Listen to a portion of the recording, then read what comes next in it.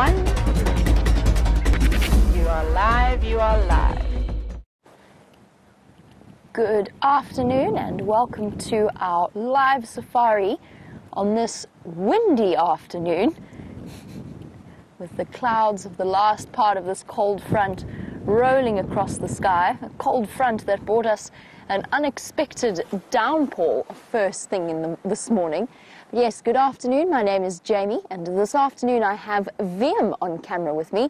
Brent is out with Dave searching for the wonderful and mystical things that there are to show you about the African bush, and Steph and Jandre will also be out on bushwalk. We have the lovely Rebecca and Lou in final control, and together as a team we bring you a live safari here from the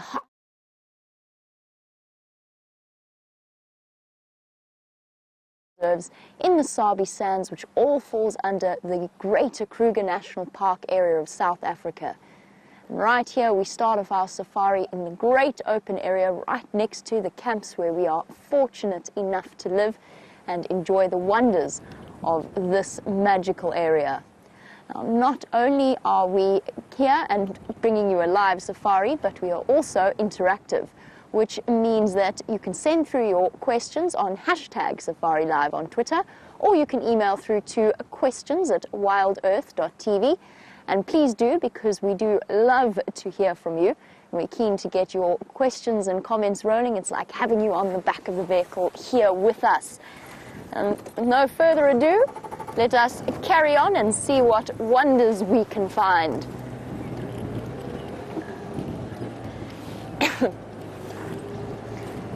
I've just spoken to a fan who works as a tracker at the lodge, Vuyatela and Galago on Djuma, and he tells me that he saw lion tracks this morning going into the block where they've been evading us in for the last few days, so we'll be heading through in that direction, I think. What do you think, VM? Should we go find some lions? Yeah, I think so. I know that Brent has rushed off south to see whether or not the Queen of Djuma, Karula the leopard, and we're sort of in the center of her territory, and this morning she was there drinking from a puddle of the road, only to cross south of our boundary to an area where we couldn't follow her. But fingers crossed, she will be back with us at some point this afternoon. Oh, no, this hat doesn't even want to stay on my head as we drive along through quarantine. You can probably hear the wind is howling, and it is really quite chilly. You can see wrapped up in my jacket, and it is around 17 degrees, which is 63 in Fahrenheit. With no further ado, Brent has found the first wonder of the afternoon, so let's head across to him.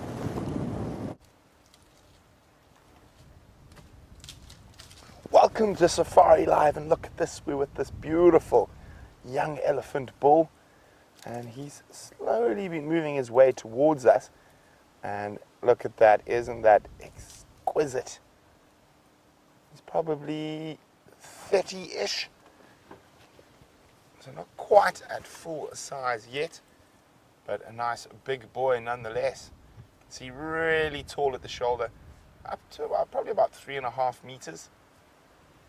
Hello, big boy. Let's see if we can get a little bit closer.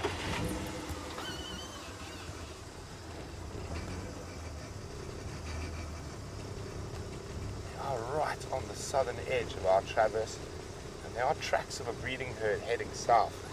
So I think you can see him sniffing there, smelling where the other elephants might be. Now we're looking very carefully at his behavior. Decided to go the other way now. See how his trunk is on the ground. Trying to sniff out the ladies.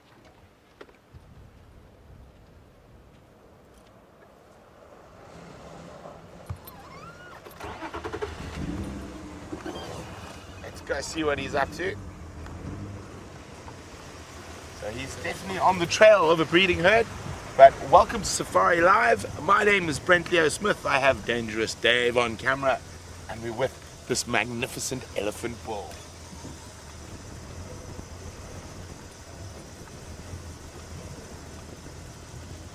That's amazing how these big animals can move so quietly through the bush. There he is, head in a knobthorn thicket, probably found a nice little snack there. They're able to eat an incredible amount of vegetation in a day. So he can probably eat close on 500 pounds of vegetable matter in a day and drink 20 gallons of water.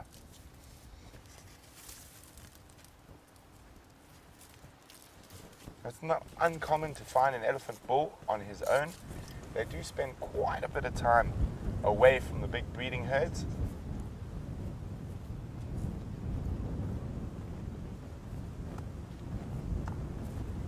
Notice how his trunk is just swaying from side to side along the ground. He's definitely sniffing out where the rest of the elephants have gone.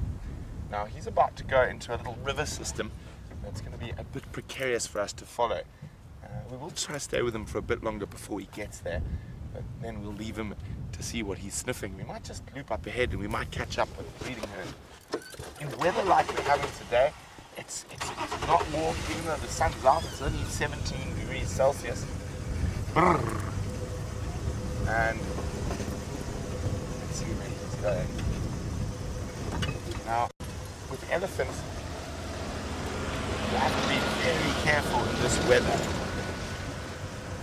Specifically around the breeding herds, it's not such a problem with the big boys.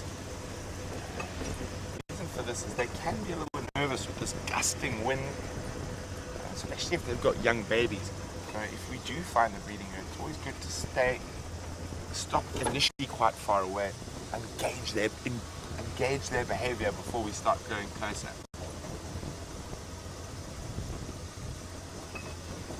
There you go, he's going to disappear.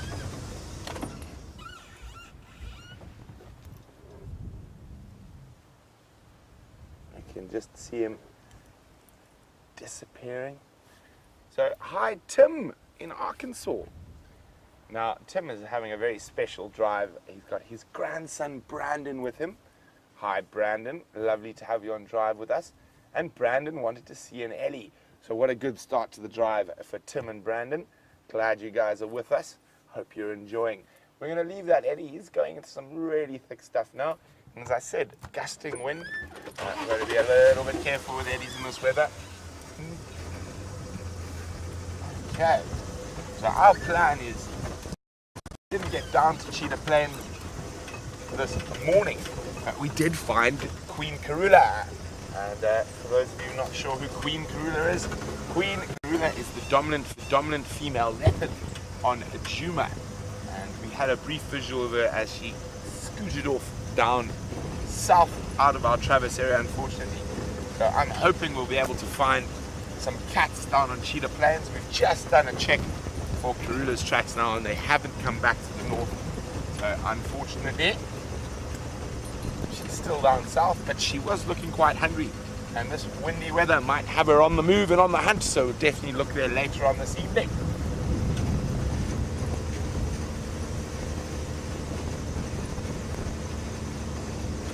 So that Eddie's heading up the opposite side of this little river system. So I'm just having a quick look to see if there's any other elephants that he might be tracking.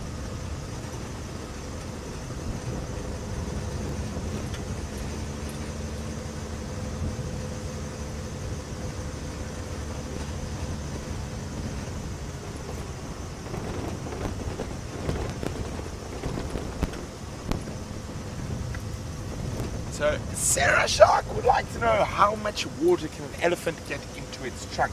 I said in a day a big bull like that can drink about 20 gallons. Now just under 2 gallons, about 8 liters it can fit in its trunk. An incredible amount. And they can spray it, they can suck it. It's an incredible appendage in elephant's trunk. Depending on how you define muscles, there's over 100,000 muscles in this trunk alone.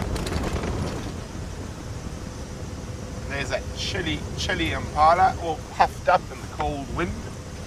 Now, they're not going to be too happy with this weather, and we're going to find that a lot of our sort of general game, so talking about the herbivore species, are going to be a bit nervous in this wind. Of course, with this wind, they do lose their hearing. And with wind gusting like it is today, their sense of smell is also affected. So sometimes you'll notice that they're not going to hang around for us like they normally do. So I've stopped quite far from this guy. And you can see he's also getting a nice little afternoon sunbathe.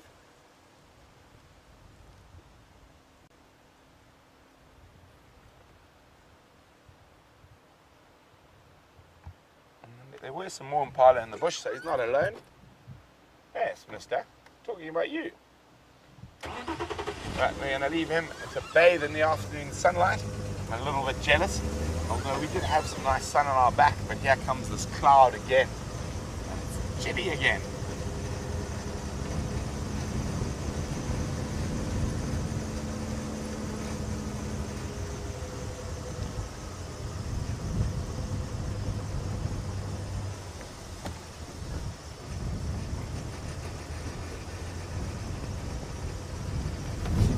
Hello, Tony in Pennsylvania, cold part of the world. That Tony's saying it seems like all the seasons in Pennsylvania are a month late this year. Is it the same here? I wouldn't say quite the same. I mean, it's very unusual to have rain like we did this morning during the dry season, but I would say probably on average every dry season it rains 2 or 3 times when it's not supposed to. But I would say this weather is slightly unusual. Normally in winter we don't have any of these cumulus clouds around. We've only got sort of cirrostratus, very high icicles, and normally clear skies. It's a little bit unusual, but I would say we're pretty much on par with where things should be. We did have a very dry, wet season. We are in the throes of a drought, but drought is natural and it works in cycles. We have had a very wet 8 years preceding this year. So it's not uncommon to have a very dry year after an end of about an 8-year wet cycle.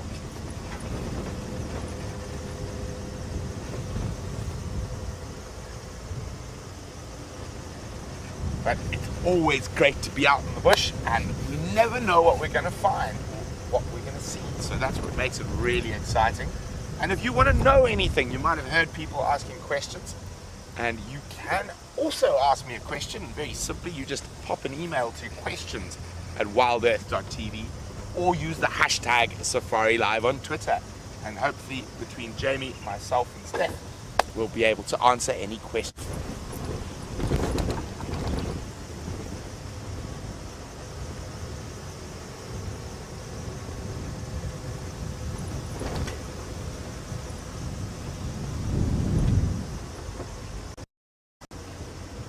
We're about to go down into a dip here, and we might get a little bit of signal breakup. It's one of those weird ones that sometimes it's perfect, sometimes not. I don't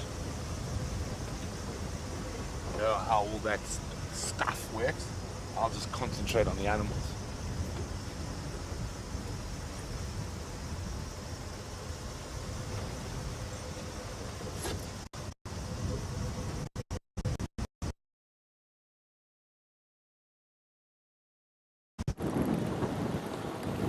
Now, while Brent goes through something of a signal dip, I'm sure that he's been chatting a little bit about this ominous, I can say it's today, this ominous weather that is sort of whirling around us.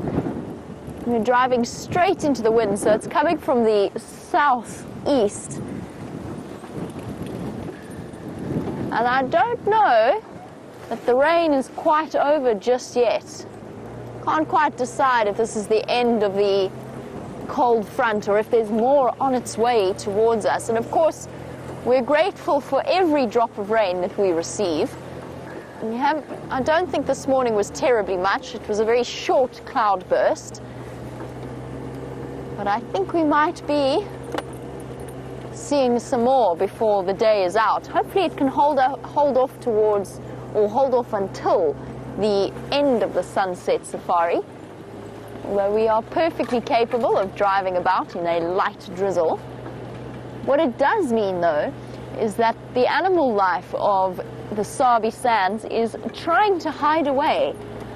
Most of the impala, the zebra, I know that you saw an impala and an elephant with Brent, but a lot of the stuff is hiding away, and most of the time they will be ducked down in the bushes trying to stay sheltered. Wow, it almost feels like we're going to have a storm actually, which is truly bizarre at this time of year. Now, when I woke up just before it got light, and when Brent was heading out on the sunrise safari, I could hear it bucketing down, which was the last thing I expected to hear. And we'll see. We have to look especially hard for the animals at the moment. And the birds struggle as well. It's very difficult flying weather, especially because the wind is swirling. Hasn't picked one general direction and is just blowing in that. It's swirling all around us, making the marula trees creak ominously. And that's also very interesting. Sorry, I'm going to go backwards so that we can sort of see it in the light, because it looks as though this marula tree is getting new leaves, and that is really quite bizarre. I know we can't see it all that clearly, but look at that. That looks like fresh growth. That's not old leaves that haven't yet fallen off. There's fresh green growth coming from the tops of this marula tree. Those look like that might be older growth that hasn't yet fallen off in the autumn winds. But marula trees are deciduous, which means they do lose their leaves. And really, it's only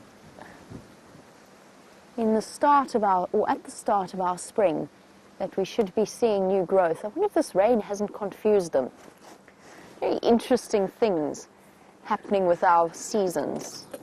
Well, there you go. I'll keep an eye on that, see if there's any more fresh green growth from any of the other marula trees. Very, very interesting stuff. So we'll see what kind of effect the drought has on our area. Our marula trees, one of my absolute favorite trees, just because of their incredible cultural significance, but mostly because of the fruit that they produce and the delicious, sweet tasting and high vitamin C content of those fruits. I'm not alone in that. The elephants love them as well.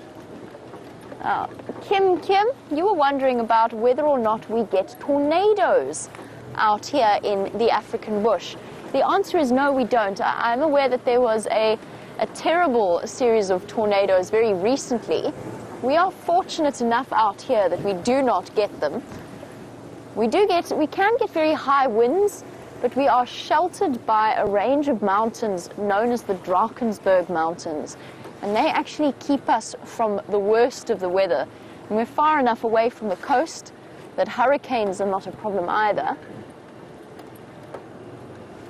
And there we go, we have some animals for you.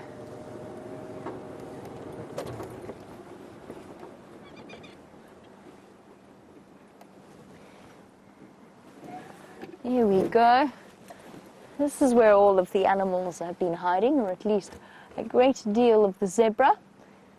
Quite a few of them lying down, particularly the younger members of this herd, just trying to make their surface area a little bit smaller so that they are not quite faced with the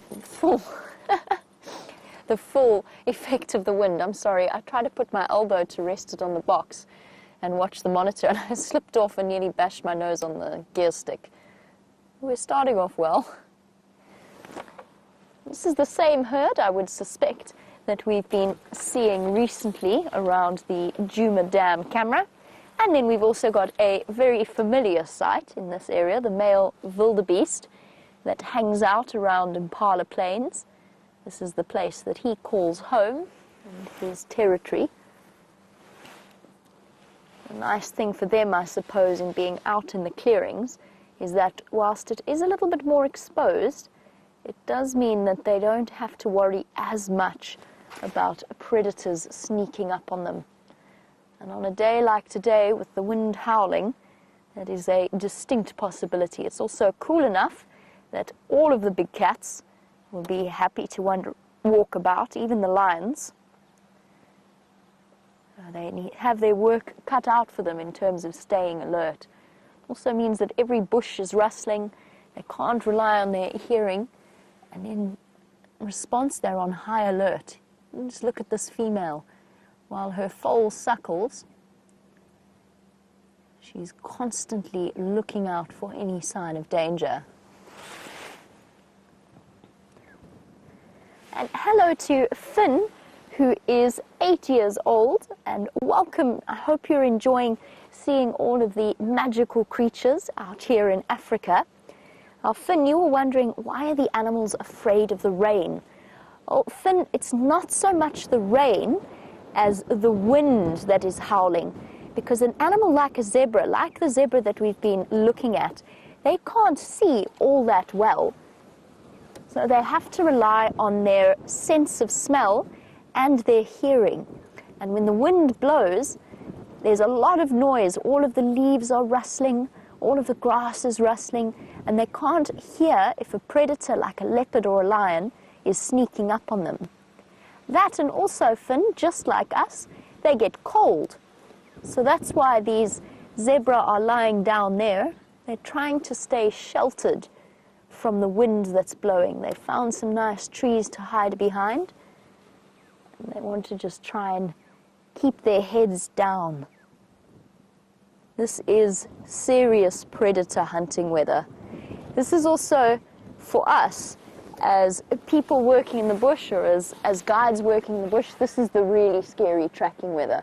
Not even that half light of the morning or the half light of the evening. This kind of afternoon is the scariest weather to walk in the bush. And that's when you really start to understand and empathize with the animals that live here from day to day. Because you go walking through in thick vegetation and everything's rustling around you, you know that there are nervous buffalo somewhere around you, there are nervous animals everywhere around you. And it does become an interesting exercise in just walking incredibly slowly. And you'll find that with all of us, whenever we go off tracking in this kind of weather, we creep forward, meter by meter, very, very slowly, very often from big tree to big tree to big tree to big tree. So I empathize with our zebra herd standing out here.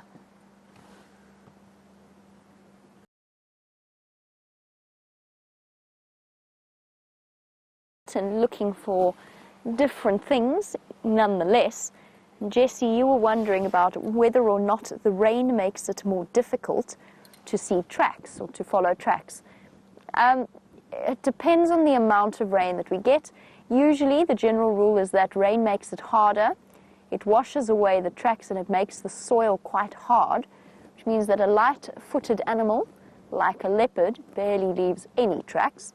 But if you were tracking, if, for example, you wanted to track the zebra, you'd find it relatively easy. The ground's slightly soft. They're heavy animals and their hooves are very sharp.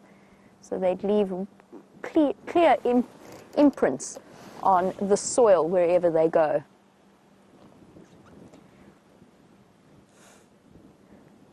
Little one searching for comfort from mom at the back there. Not enjoying this. You can see by the movements of the trees around the zebra just how windy it really is. Yesterday evening, when we finished off our sunset safari, there was zebra yip, yip, yip, yip, yip, yip, calling from Treehouse Dam. We never did figure out what had upset them to this degree, but we did mention that there are quite a few zebra around, and quite possibly actually several herds, and definitely at least one bachelor herd of zebra within the group. And it could well be that that amount of noise came from disruption from a group of males. Oh wow, just look at this weather. There are rays of sun trying to peek through every now and again.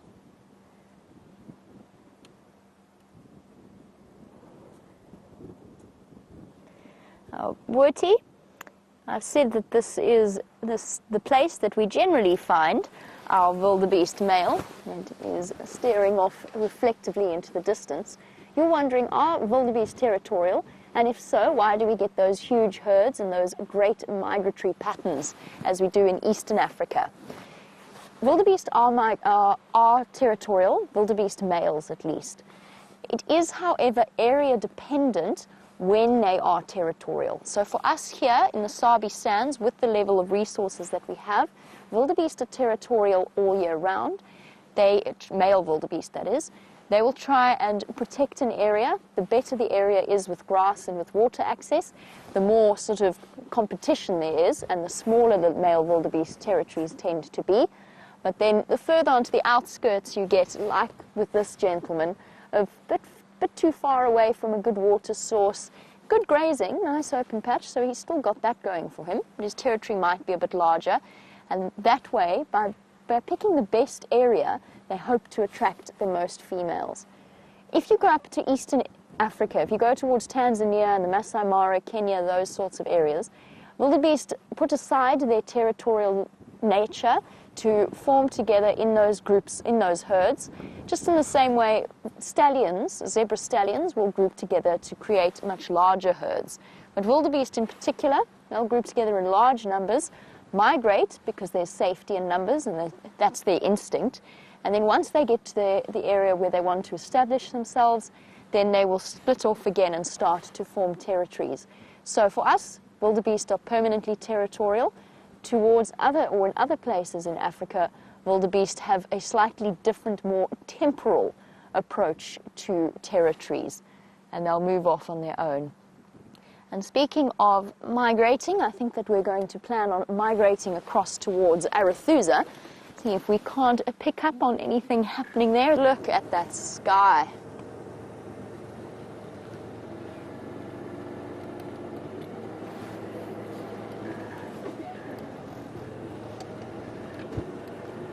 Well, we are driving off into the west. I think Brent is heading towards Cheetah Plains. There's a good chance he might be able to update you more at some point about what's happening with those cheetah that we saw on yesterday afternoon's sunset safari. It was very entertaining watching them slowly inch their way north from Mala Mala. When we first saw them, it felt as though they were the equivalent distance of from here to Cape Town. It's a slight exaggeration. They were about maybe a kilometer away, if I'm completely honest. But they were slowly moving north when we left them. Hopefully they have decided to head across in that direction.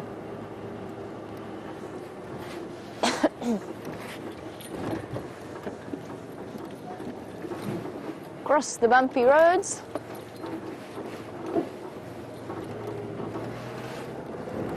The other interesting thing about heading out after weather like we have had, just to go back to that question about tracking, is if it is a light rain, then it actually can help you. Sorry, excuse me. That's because in a light rain, the tracks are not necessarily washed away, and if they are fresh tracks and the soil hasn't been hardened to the point that they don't show up, then you'll be able to see them clearly, but you'll also be really accurately able to age them. I feel as though I need to duck down into the steering wheel and power forward. This wind is so strong. Just need to get off the open road. Nearly there. Sure. Let's just zoom through here. There is somebody waiting behind us on this main access road. I've got cold, so I've had to layer up. We're driving through the now dry 3-in-a-row pan area. We saw tracks of a male leopard, but they were underneath the rain, so too old to really follow on. So what we're doing now is we're just scooting through the area, trying to find tracks that might be a bit more fresh. But with the wind today, oh, the sun's lovely. With the wind today, it'll make that a little bit more difficult.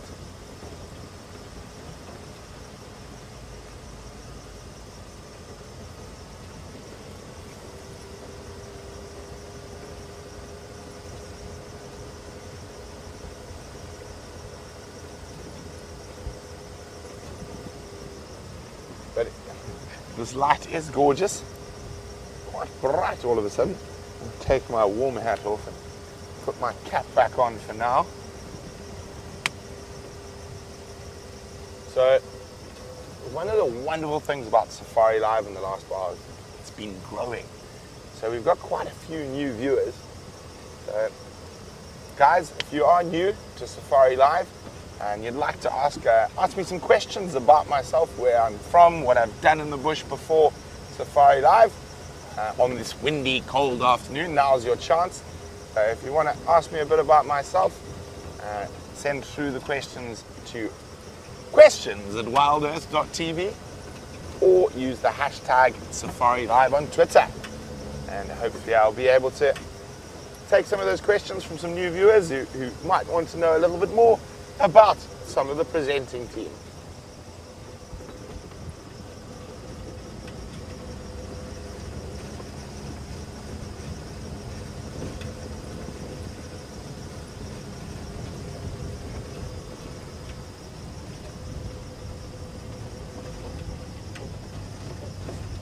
Hello, Molly. Molly is 9 years old.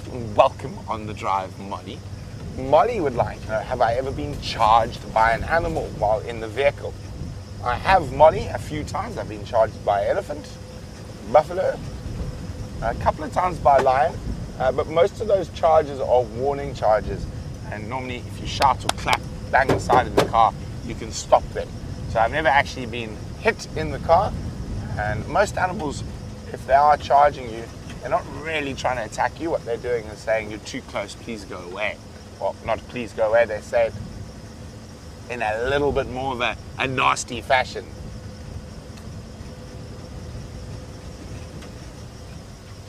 So we've got a good chance for a few different leopards in this area, as well as, of course, cheetah. So the leopards we look for around here is the quarantine young male. So our old viewers, or our regular viewers, will know him really well. He was one of Karula's last successful litter. And he's a wonderful leopard, really entertaining to spend time with.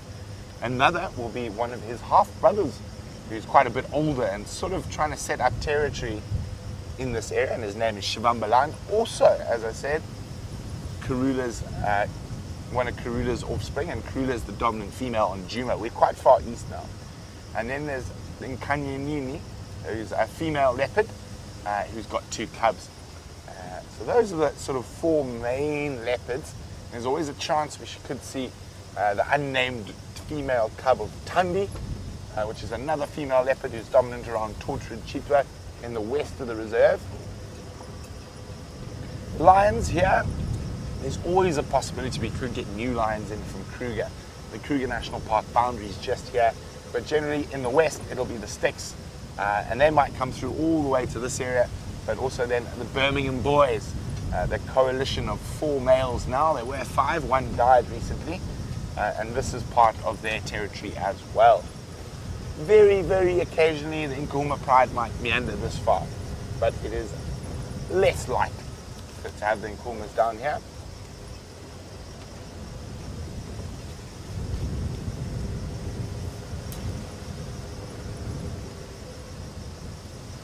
What do we have there? Nothing, the dirt playing tricks on my eyes.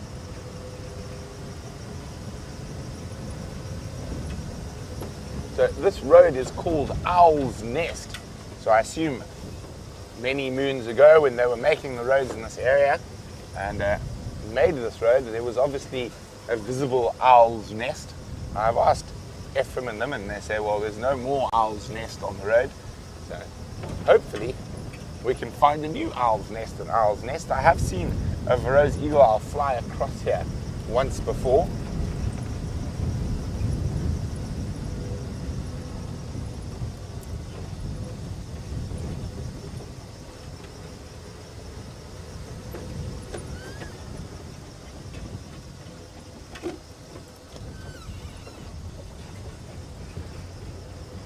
Andrine's wondering how much of a temperature difference is there between Cheetah Plains and Juma because it's more open. Andrine, negligible.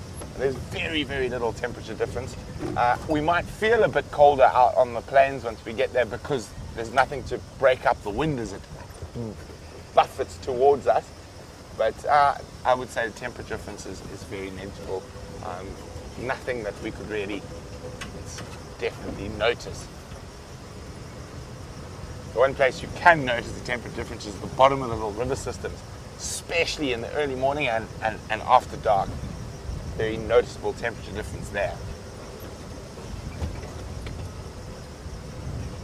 It's always nice as you come up the hill and get back into the warm air.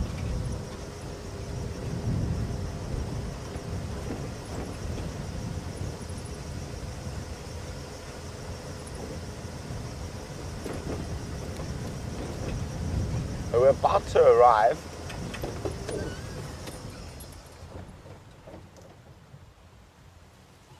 Yeah. Got it. I don't see it. Right on the top of this. There we go. Oh, there we went. I need to go forward a bit. Okay. A little bit lower. There we go. A little bit up. You flew up. There we go. Just to the left. There we go. White helmet shrike, such pretty birds. Oof, off they go in a hurry. It's going to be difficult to see birds in this wind. They are a little bit skittish.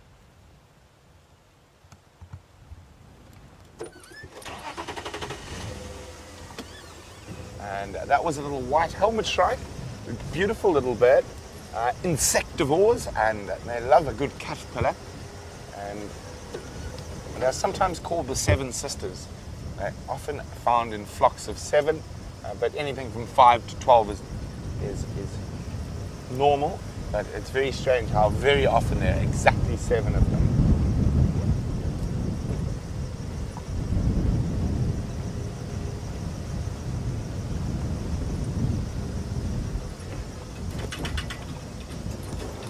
Here we go, we're about to come out to the Cheetah's Plains pad.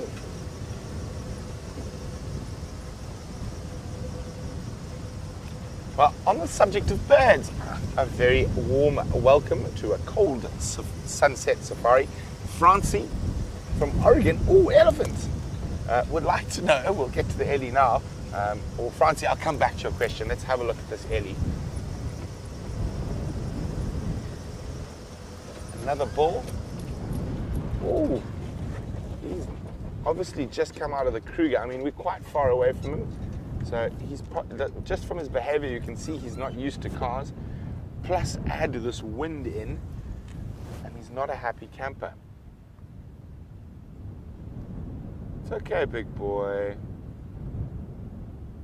So what happened is, I don't think he heard us coming because of the wind, and that would have given him a bit of a fright.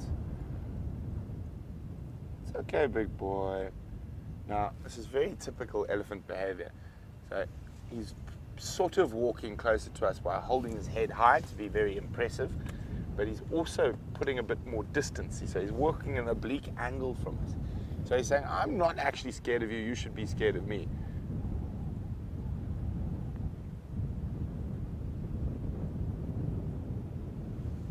But we're definitely not going to follow him. You can see he's uncomfortable. You can see that little stiffness in the tail, how high he's holding his head. He could very much be a bull who's come out of Kruger and is not used to game drive vehicles and people yet.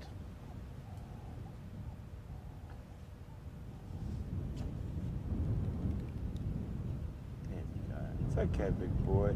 See, now he's put a bit more distance between us, and he's feeling a little bit more comfortable. The tail's not quite as rigid. But shame. We're going to leave him be. Not wanting to disturb him.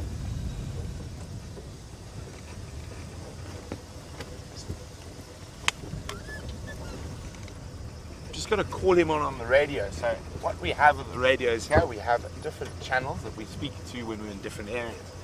So it's very important the use of the radio.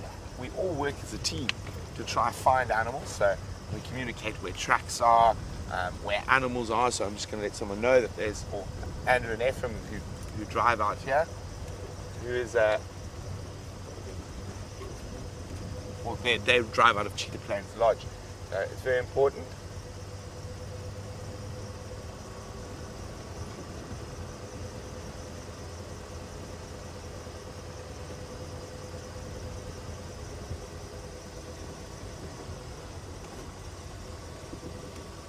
Oh, well, they're talking a lot, so we'll leave it be for now. And Francie was wondering, do we have any birds that return to the same nests year after year? Yes, we do, Francie. We got quite a lot of the eagles, vultures, swallows, woodpeckers, hornbills. So there are a lot of birds that will utilize the same nest year after year, particularly if it's in a really good spot.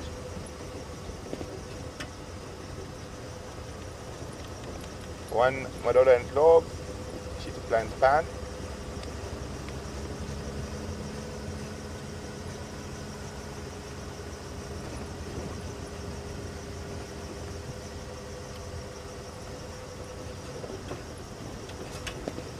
So that Ellie wasn't too relaxed, so we let him be. So it sounds like Jamie might have found some that are a bit more forthcoming. And our elephant seems to be relatively content to sit next to the car or stand next to the car and feed with us relatively peacefully. Now, it is very windy this afternoon, as we discussed, which does occasionally have the tendency to upset elephants slightly. But he is more than happy. He's found some delicious plant. Looks like a bush willow that he's about to head to. Oh, no, he's going to pop his head straight into a bush.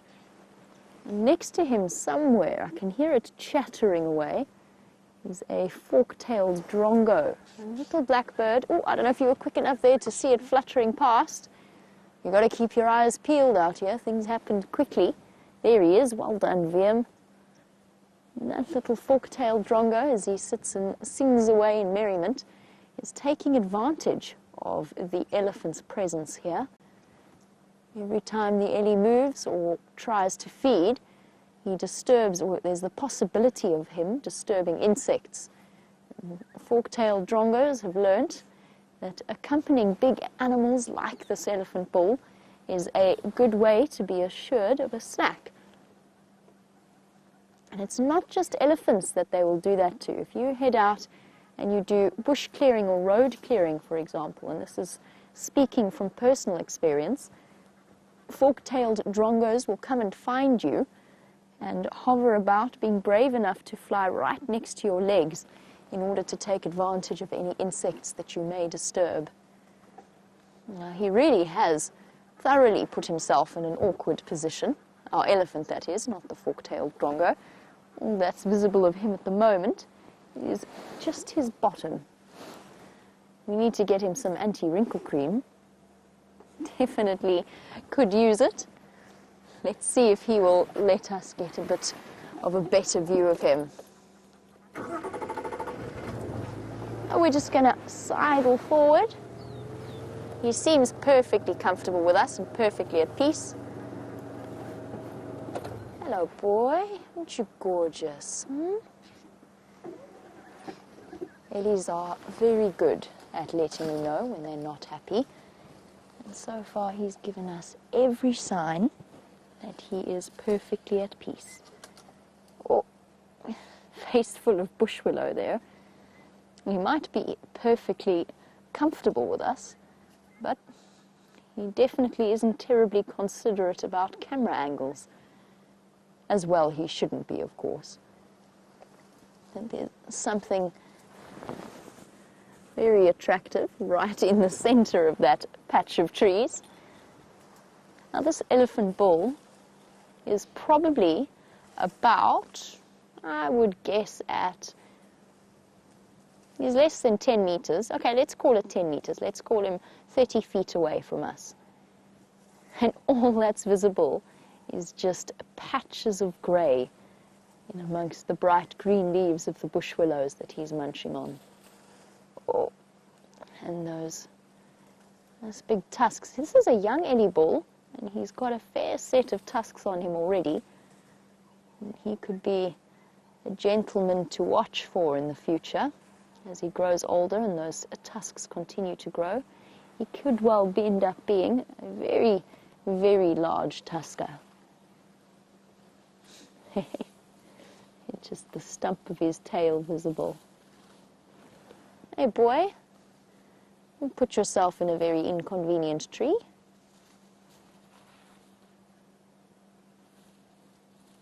Sometimes it's just really nice to sit and listen to the sound of an elephant feeding next to you.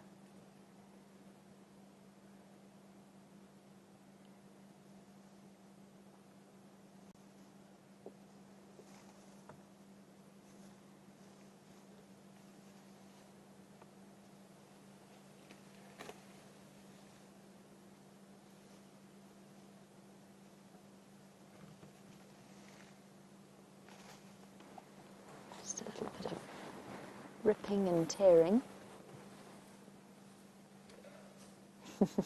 And of course, the general products of the gaseous exchange that is happening in his digestive tract. Now, he has presented us with a little bit of an opening, so what I'm going to do is I'm going to start up and go forward once again. Well, there's the smell of elephant washing over us. Beautiful. I think it's a beautiful smell.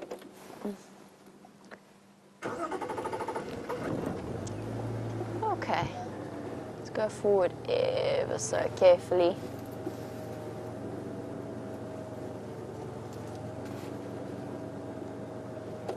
Hey boy, there you go. That's considerate of you. Yes, that's the branch you want. Watching him use his tusks and his trunk in tandem. He's picked a really awkward branch there. Oh, and he's even flicked some of it into my face somehow. I don't quite know how he managed that.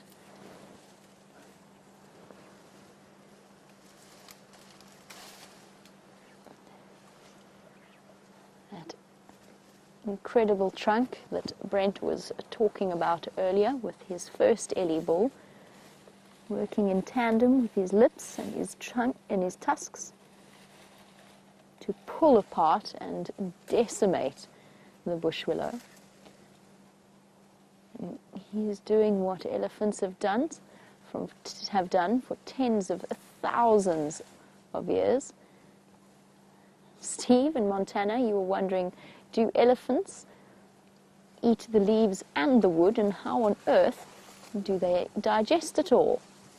And the answer is yes, they will eat the wood and the leaves of the smaller trees, of the smaller branches that they put in their mouth.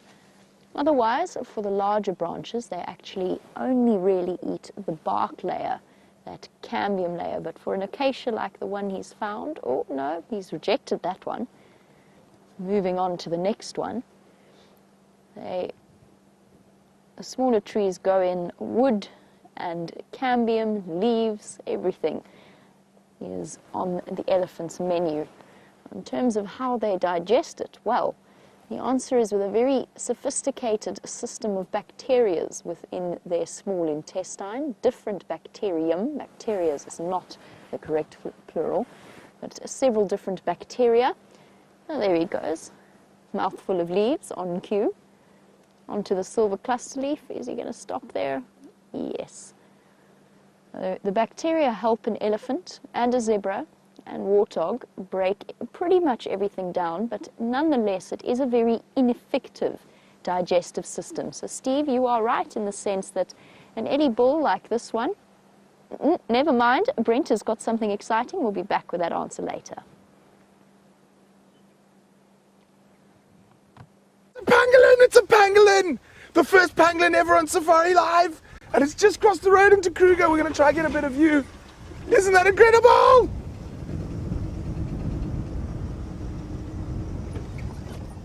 Joking. Look at that! A pangolin! Isn't this exciting? He's just laid down. This is my first pangolin in the northern Sabi Sands. Look at him. Look at those armor plates. Now, if you get your finger stuck in there, it can actually cut you.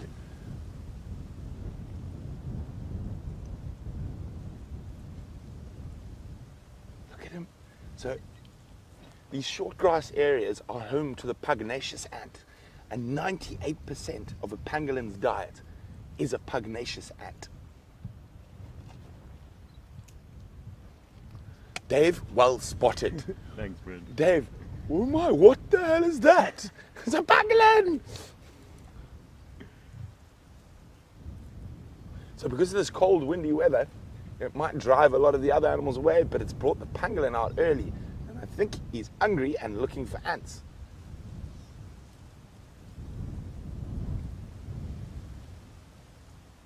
So this dry season is going to, I really think, produce some amazing sightings of little critters we don't normally see.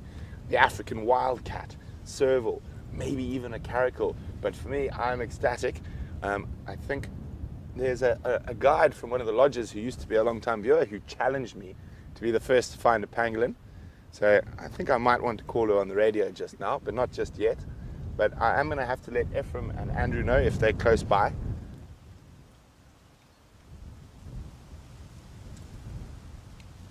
Okay, he's keeping still now. Just roll back, he might. He's still moving. I think he's looking for ants. Look how he's lifting his tail.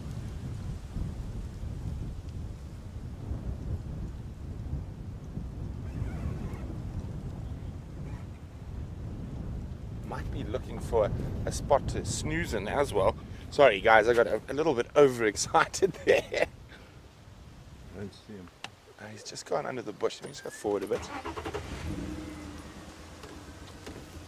Ephraim, are you and Andrew on CP still?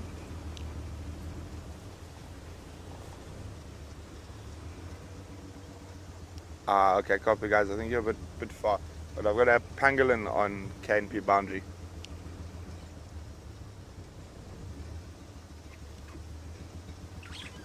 Yeah, affirmative. You just crossed the road now. So he's gone into that little thicket there. And I'm just going to wait a little bit to see if he moves. We might not get another visual. He might be going in there for a snooze.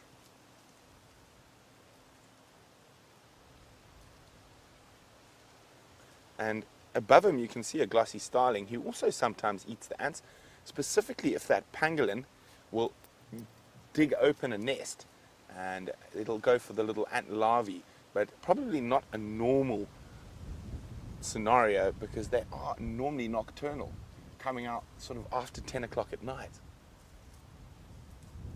But quite often if you see one in an area, we now know where to look.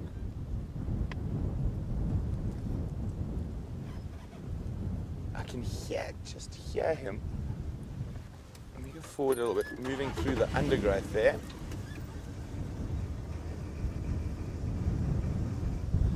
Just see if he's come out the other side. No, he hasn't. I think he might be going for a little snooze. But it's amazing how relaxed they are with vehicles and people. So they sort of know that we're not normally a threat. But of course, unfortunately, pangolin is one of the most threatened animals in the world. It's the most widely poached and traded creature in the world at the moment. So they are safe in these areas, inside the protected areas.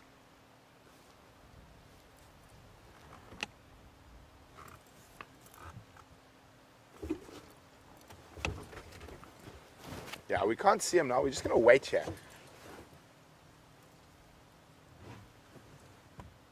But isn't that just super exciting? I got so excited I didn't even take a picture. Oh my goodness. Don't worry, I got it. No, we got it on video. Otherwise, no one would believe us. But isn't that amazing? And that's just shows you, you never know what we're going to see out here. Now we just need to find an aardvark. And then we've got the sort of termite anteaters down. But I think he's snuck into that little thicket there. But it's definitely worth us waiting around here for a little bit. I don't think we're going to see him for a while, but he might move out again. But that was, I think this is definitely going to make my top 5 ever safari live sightings. A pangolin. And what I will try to do, if we don't get another view of him, I will try find some pugnacious ants, what he eats.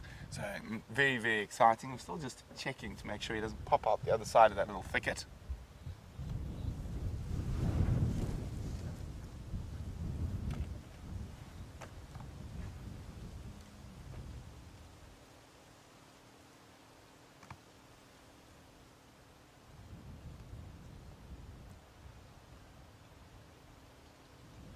Let's try and move forward a little bit. Can you see him in there, Dave? Maybe he's just having a snooze.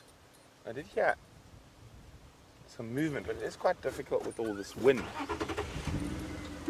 But we're definitely going to have to come check around. Now, is that him or is that a stick? No, it's a stick. Lynn's wondering, do they normally burrow into the ground? Lynn, they'll sleep under thickets, very similar to that. They will sometimes go into burrows, but normally in thickets.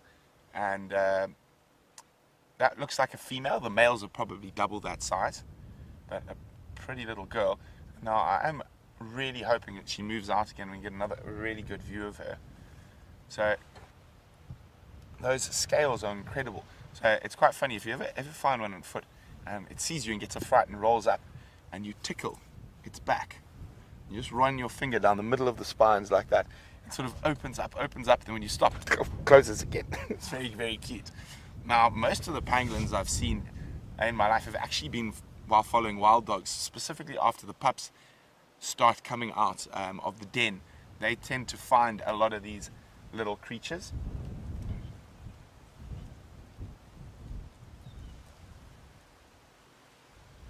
But I think, I'm pretty sure this is a first for Safari Live. Some of our long-time viewers, let me know. Have you ever seen a pangolin before? I'll be very happy if you haven't. And I'm very happy that Dave and I were the ones... Oh, what's that behind us? No, it's an impala. Got to show it to you. Very, very exciting.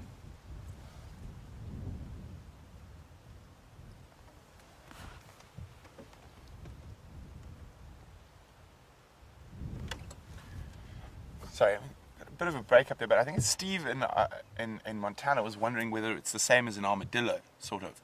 They're not. So it's a bit different to an armadillo. Of course, also an anteater, but it's evolved separately. What sometimes would you call that similar evolutionary stuff is conspecific evolution. So they've evolved similar traits, even though they come from different ancestry.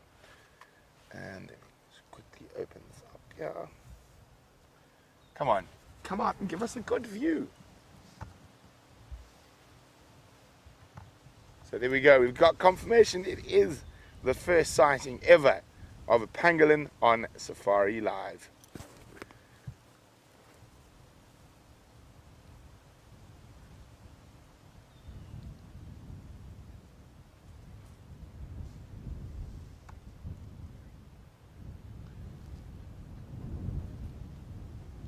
So, James Richard said, his first pangolin, really exciting. Can we see the track? Unfortunately, we can't. The ground is very hard here where it crossed. I looked now, I can't see any of the track. And also the light's really dull. So we need to find pangolin tracks in soft sand.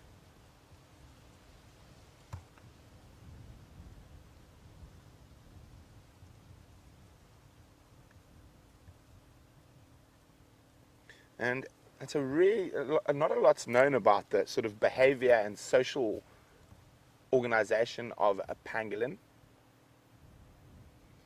And it's because they're nocturnal and they're very shy and very retiring. And of course, you can't really walk around following them at night. And one of the first actual studies done on pangolin with radio transmitters and satellite transmitters was done in the southern Sabi Sands. So very, very interesting. So a lot of what we know about pangolins actually comes from this area, but still there's so much unknown about them. That's what makes them one of the most interesting little creatures. Maggie in Australia is wondering, why are pangolins so heavily poached? Is it for their meat? It's not, Maggie, it's for their scales. They're believed to be powerful love charms in a lot of African culture and Eastern culture. So that is why they are traded. In Africa, we've got quite a few different species. This is the ground or Temminck's pangolin.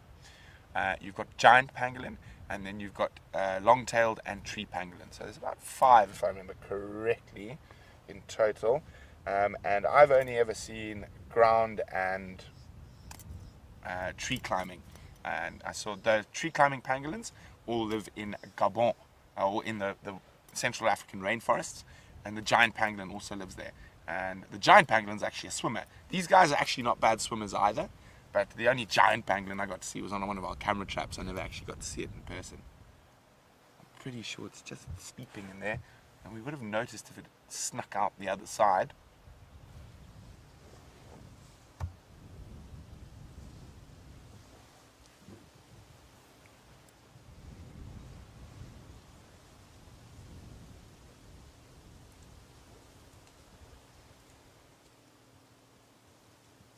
Trying to just look really carefully.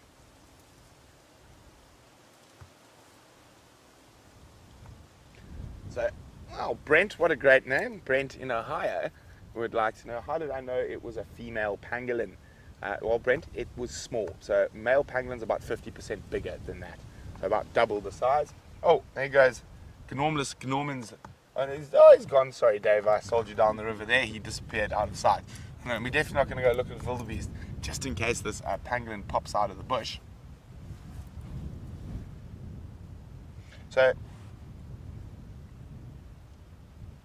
we might do. Maybe let's just drive up and then we'll come back in a few minutes.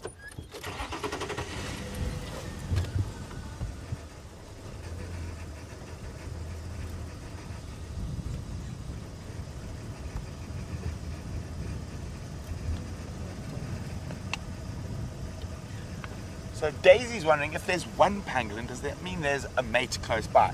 Not necessarily. As I said, a lot about pangolins is unknown. So I'm not 100% sure, and no one really is, but we'll try and get some research. I actually know the guy who did the study, so I'll try and get some information from him.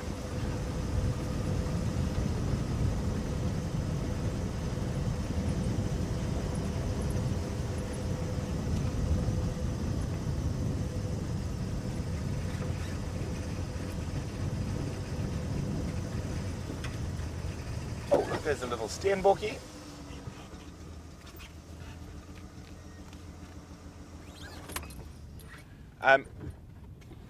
The pangolin we've just seen, oh, there's a little female steenbok. Jeannie's wondering, do pangolins climb trees? Not these ones. This is the ground pangolin, but there are two arboreal species of pangolin that live in the Central African rain or the Congo Basin rainforests.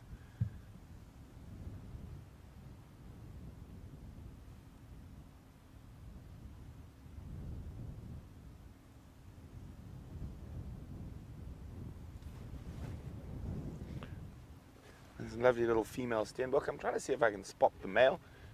They do live in monogamous pairs. I'm still sort of vibrating with excitement from that pangolin. Even though it wasn't the best pangolin sighting, I'm hoping we'll get another one just now.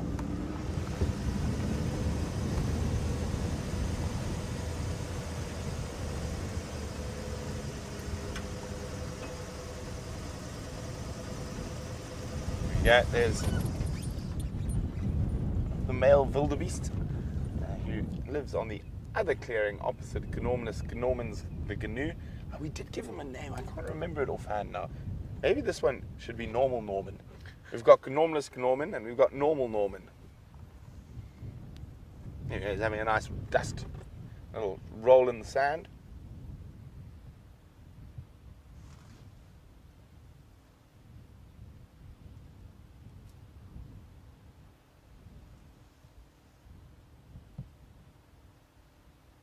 How exciting was that? A pangolin! Oh! So I think what we'll do is we'll just have a quick squiz up to the top of the crest, see if we can find any tracks, and then we'll come back down and see if we can get another visual of that pangolin.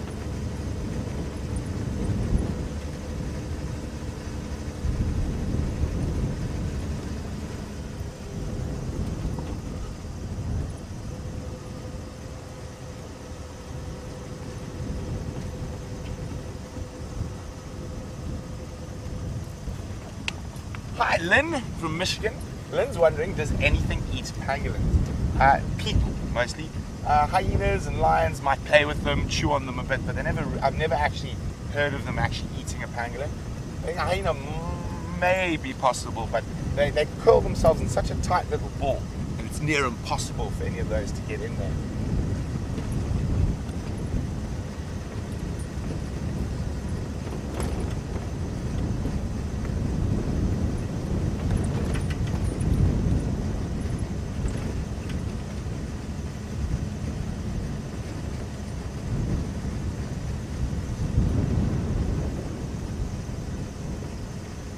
So unfortunately, it seems like Wendy and the bushwalk have gremlins. So at the moment, there's just us.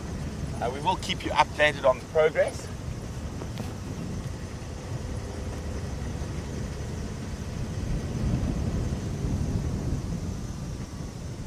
Tracks of an Ellie herd going back into the Kruger.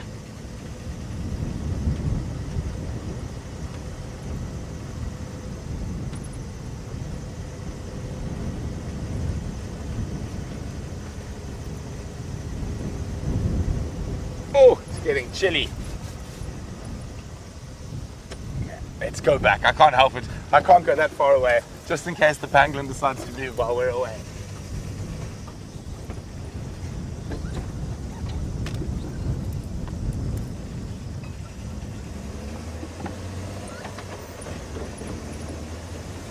What we'll do, we've got a nice hill, get some momentum.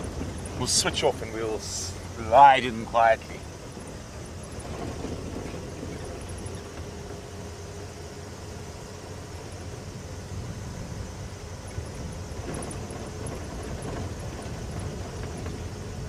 Dave, is that your first pangolin ever? That's quite right. There we go, Dave's first pangolin ever. Very first. Oh, you see Dave's smiling. Those dimples of his are shining through.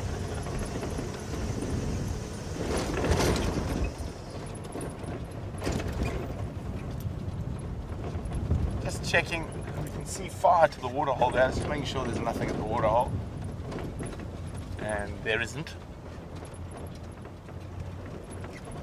Old normal Norman's going to be wondering what we're up to.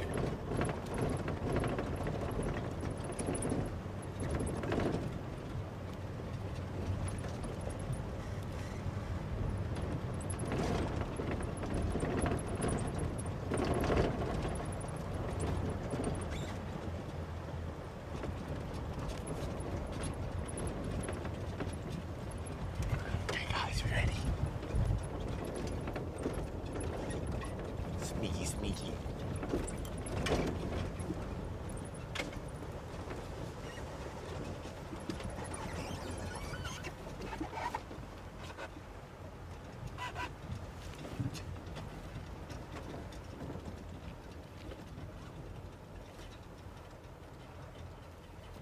So I couldn't stay away.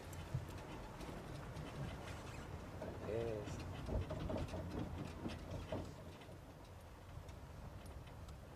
Pretty confident it's still in that little thicket.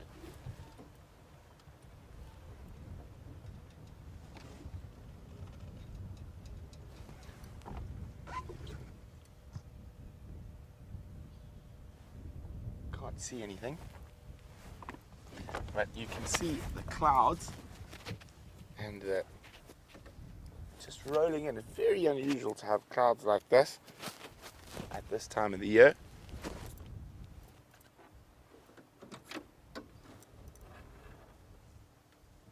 And it is beautiful. Just gonna take my binoculars and have a quick look, see if I can see any scales with my binoculars, looking closely into the bush there.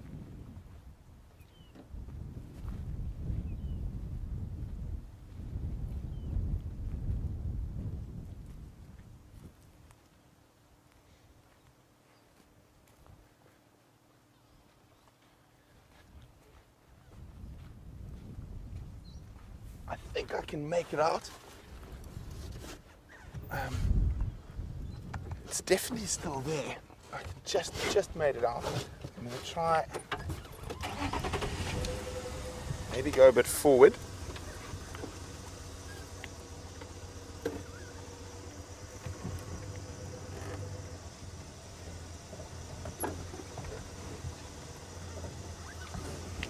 Okay, this is gonna be quite the difficult shot for Dave there.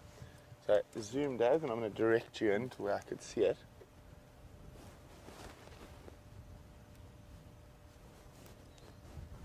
Okay, so back side of that little fallen.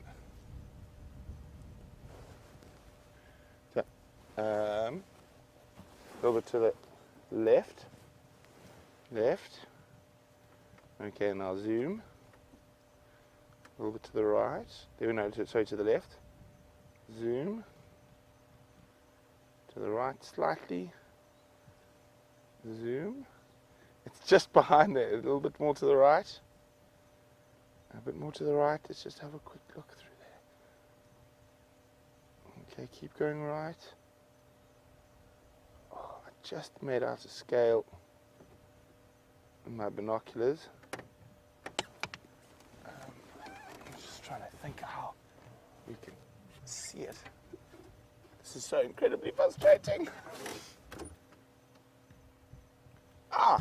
And it looks like Jamie's back. So while we wait for the pangolin to make another appearance, let's go see what she's up to. We're back, and can you believe it? The surprise and wonder at the fact that Brent had found a pangolin apparently was just too much for Wendy's signal, and we were doing so well that she promptly collapsed. But we are back once again, and we're with this gorgeous male kudu.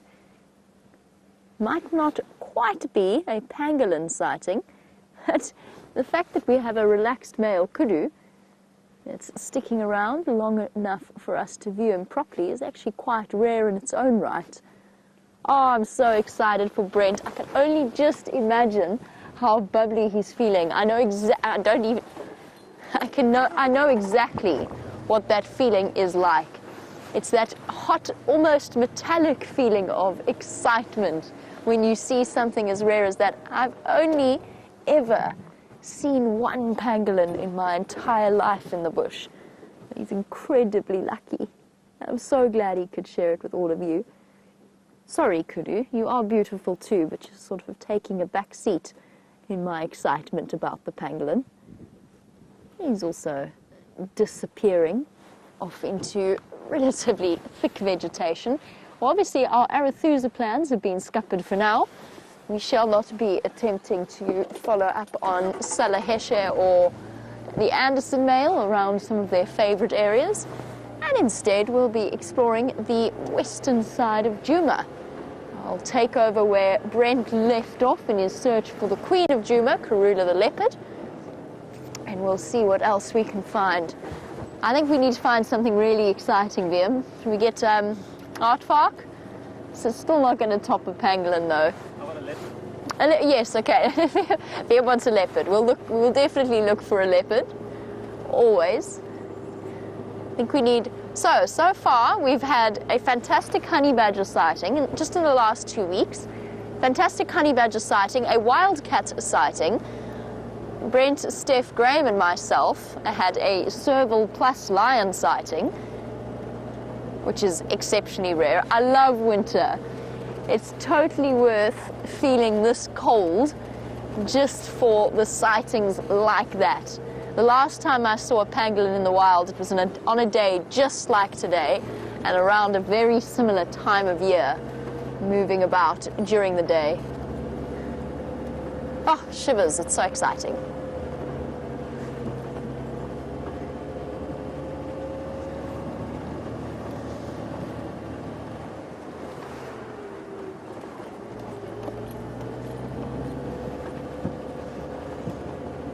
And this is not just a perfect day for finding mysterious and rarer or nocturnal animals, but Gail, yes, absolutely. With this wind, even an animal like a lion that is usually resting up during the heat of the day could well be moving out and about, particularly lionesses. Now, lionesses tend to be more active during the day than the males, just because they're quite a few kilograms, and by quite a few I mean a good 200 pounds-ish lighter than the males, and they don't overheat quite so quickly. And there is a good chance, Gail, that the predators would be using this as a time to be out and about. Leopards especially will be taking advantage of the climatic conditions, and that may actually be one of the reasons why Karula hasn't crossed back to the north. Now, Brent said it was the impala that seemed to spark her interest and send her wandering off in that direction to the south of our boundary rather than coming to us in the north. So there's a chance that she did get lucky in that hunt, and that is where she is now, resting to the south of our boundary with a very full belly, which of course is exactly what we want to hear in terms of her well-being as well as her 2 cubs. It would be nice if she came across, but you never know. And I think now what we'll do, since the plans have changed ever so slightly, is that we will go and see if there's been any movement from those lions that Fan told me about, that he saw the tracks going into the block between Mvubu and Galago shortcut. Lions have also been giving us a little bit of a run around over the last few days. We've been trying to find them, and they keep sort of dashing just beyond our reach. Usually we miss them by about 10 minutes. We don't quite get to the boundary of our traversing area in time. That will have to change.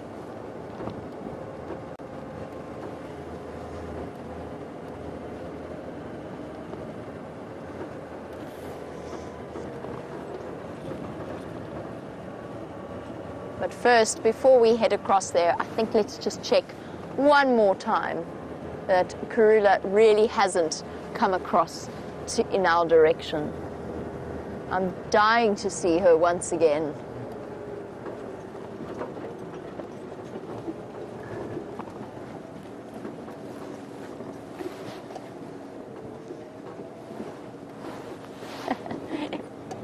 Playing hide and go seek around this bush with the male impala that was on the other side of it.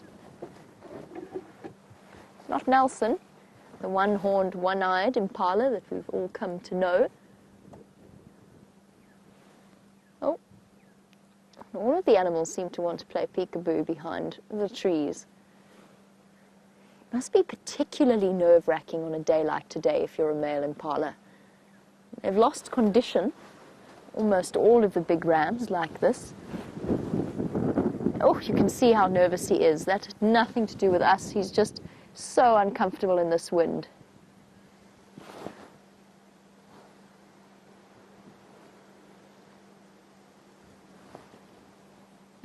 And generally, a male impala is one of the best groomed antelopes of the lot.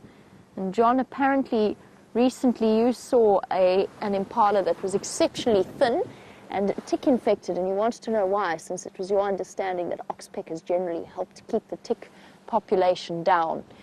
There's a couple of reasons that could be. Most of the male impala now, while they're distracted by the rutting season, by the hormones, do lose condition very quickly.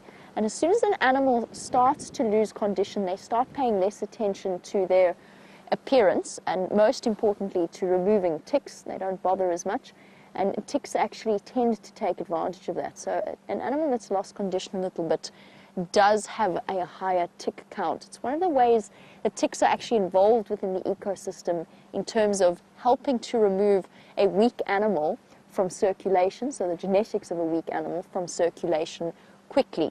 They weaken an already weak animal. With the male impalas, they're so distracted, they don't groom. When they finally get a harem for themselves, they don't tend to eat all that much. They don't spend that time ruminating, which means that they don't spend much time with their brain in that sleep-like state, and they just get thinner and thinner and thinner. And the oxpeckers do what they can, but they cannot help in a situation where an animal has lost as much condition. And it's particularly prevalent with male impalas right now. Generally, the teeth in the lower jaw, so the lower incisor teeth of an impala, are set quite loose in their sockets. And what that does is it forms a comb that allows the impala to groom through their fur very carefully. But a male impala, and they will also allo-groom, actually, just while I'm thinking of it, which is relatively rare in the antelope tribes. Not all that many antelope groom each other, but impala are one such antelope. They will do that.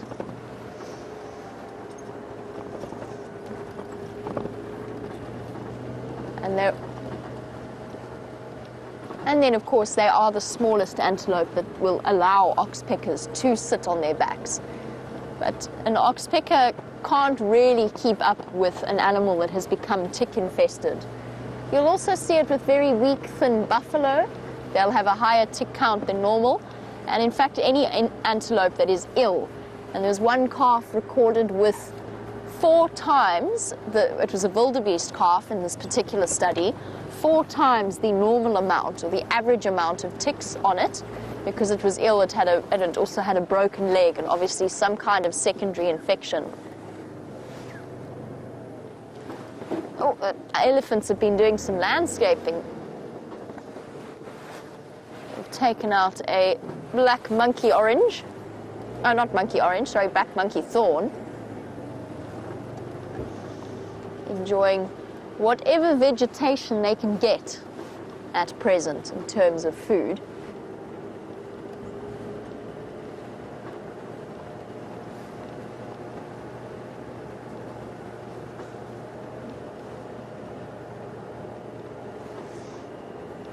Now, they play a very important role in controlling the tree layer of an area such as this.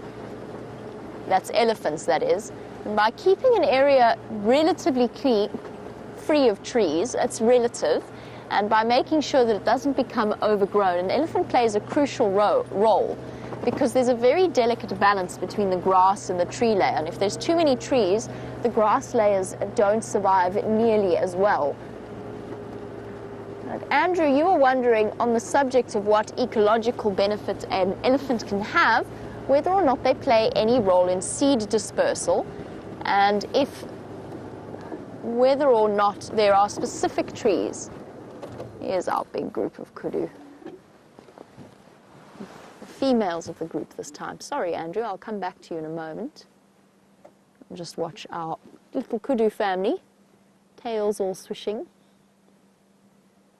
disappear on their way to Treehouse Dam.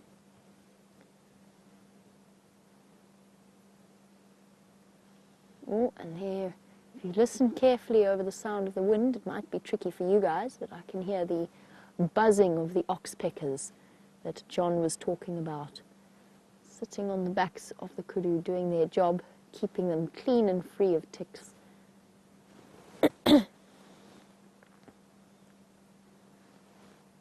Sorry, Andrew, I got completely distracted.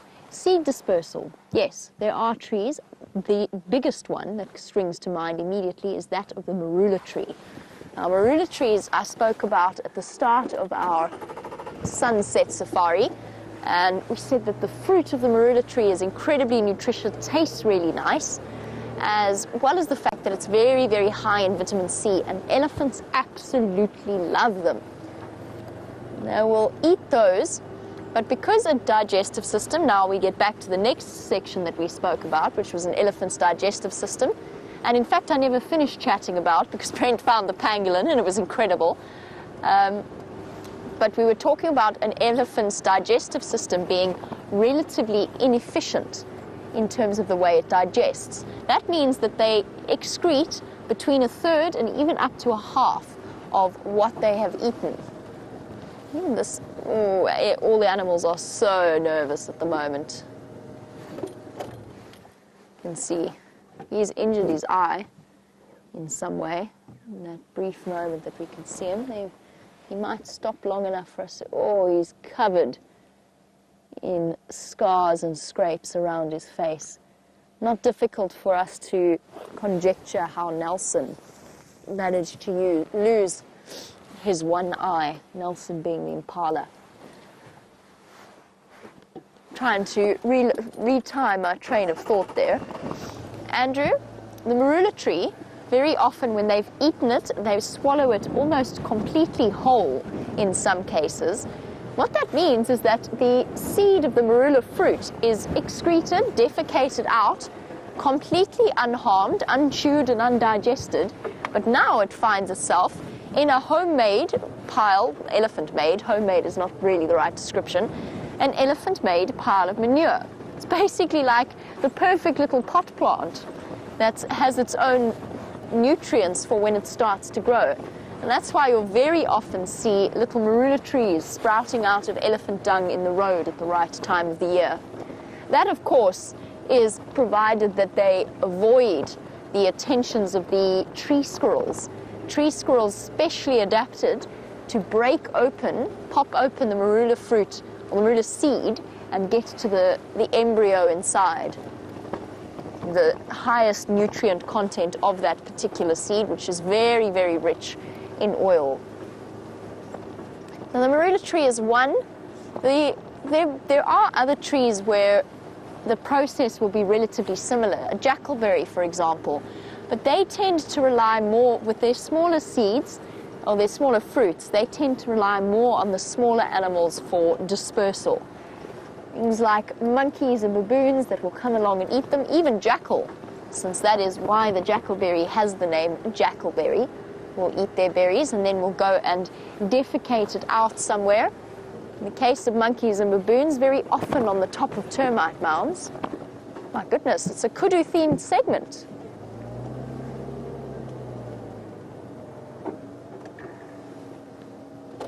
This is a magnificent kudu bull. At least I would guess 6 years old, judging by his horn growth. Much older than the bull that we started with earlier. Following the general trend of vanishing very quickly into the bushes. And a kudu is also something that will aid in seed dispersal, and again, as a browser, help to keep the tree layer, the woody layer, under control.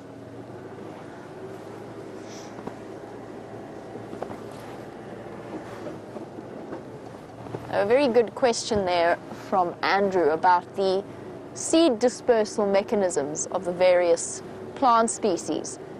Grass, of course, is far more, let me see if I can't find a good example here, because I know that we're all feeling it at the moment. Steph must be, especially, along with the cameramen who accompany him on bushwalks, and I've noticed it as well. And grass seeds, let's find a good example here somewhere.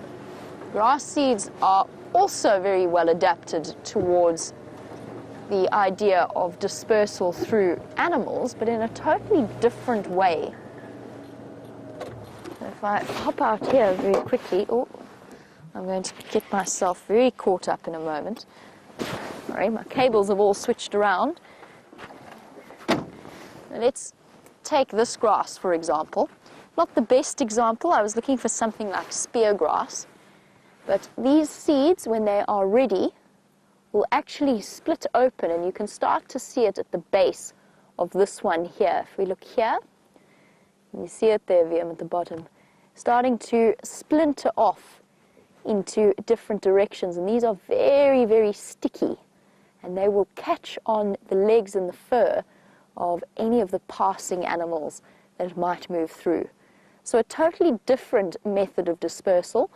Eating as well is another method, maybe the rodents or the ants that might come through and husk them, but generally they don't survive that sort of dispersal mechanism because the rodents and the ants are so good at actually getting to the real important part of the seed, which is the growing, the budding plant, as well as its food starch supply.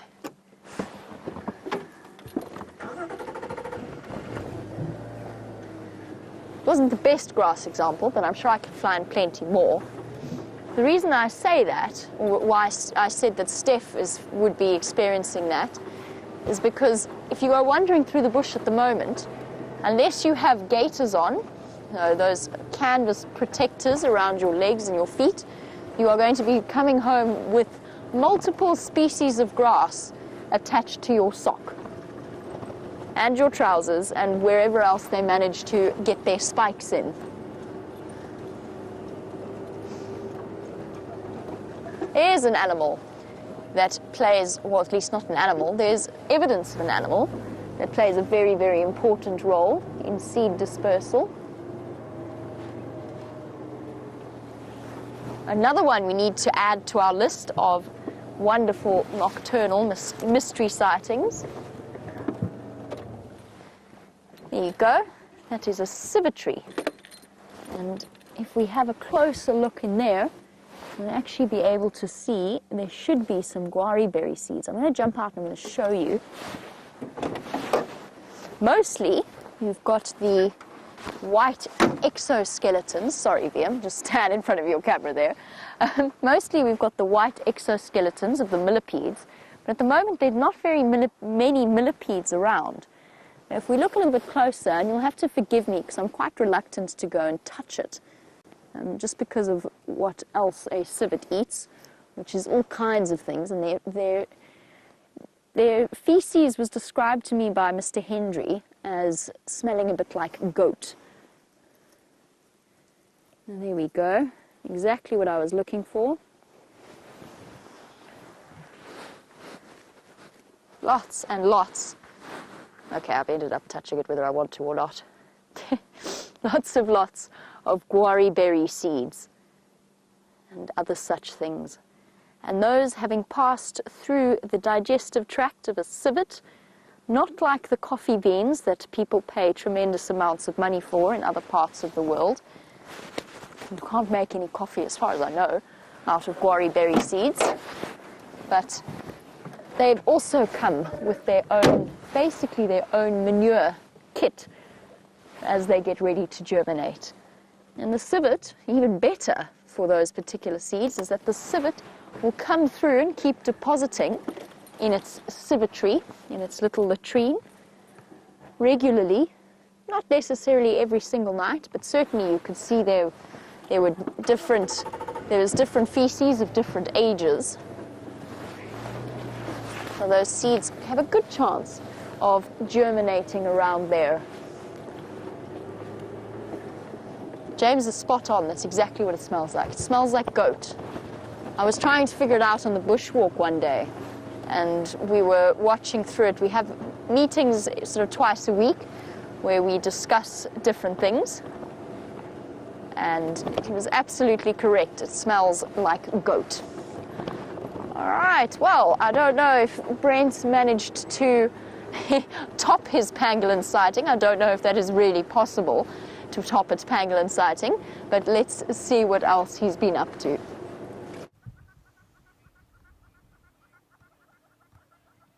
So yeah, you can see the clouds are making for a beautiful sunset, and you see how yellow the light is compared to what it's been over the last while, and that's from that little bit of rain just settling the dust. So it was very difficult, but Dave and I managed to do a big loop around all the open plains before going back to where the pangolin was. So fingers crossed, really hoping we can get a slightly better view. It was a really quick view. So, fingers crossed, everyone.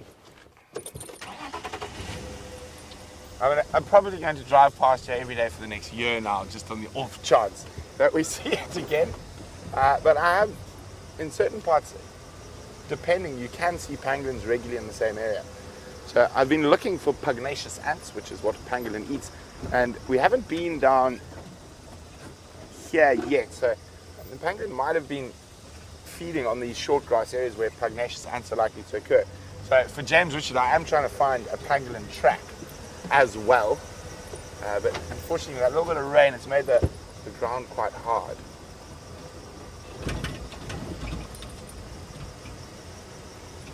Okay, Dave, what do you reckon? Let's have a look.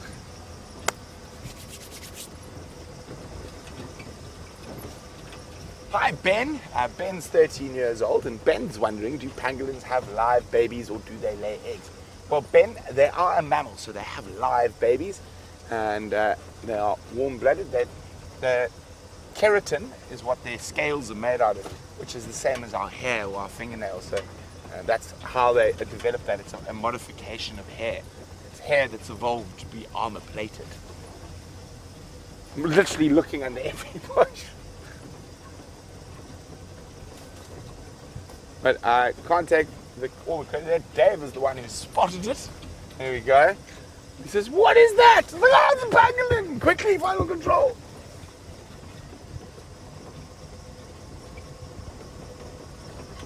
And you know, I think I've driven the Kruger boundary a lot of times. It's the first actual sort of really exciting sighting we've had on the boundary.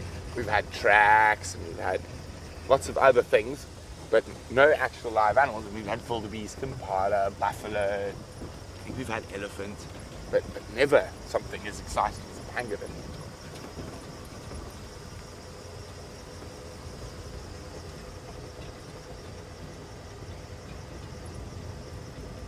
So they can roll into this incredible ball, and it probably gets about this big, and that's their defense mechanism. And the edges of those scales are really sharp. I mean, they can cut you if you try and pick them up or move them around.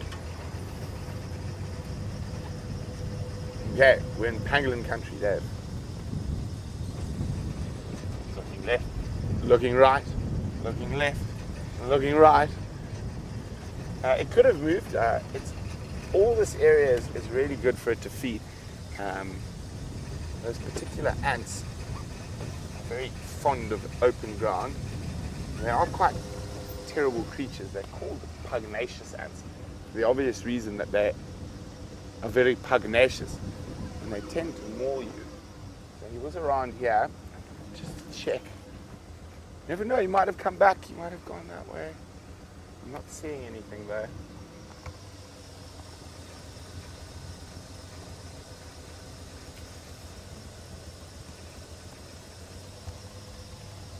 I mean, the timing was just so incredibly lucky. There's no other way to describe it. We have all the luck today. I mean, Karula this morning, pangolin this evening. Who knows, maybe there's another pangolin around. We've got one, we might as well try to spoil ourselves with two.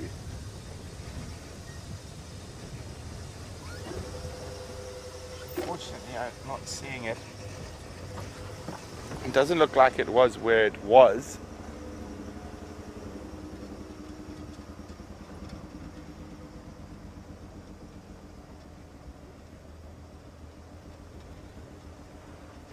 But what we can do is I'm just going to pull off the road here quickly, and I'll show you some images of the pangolin.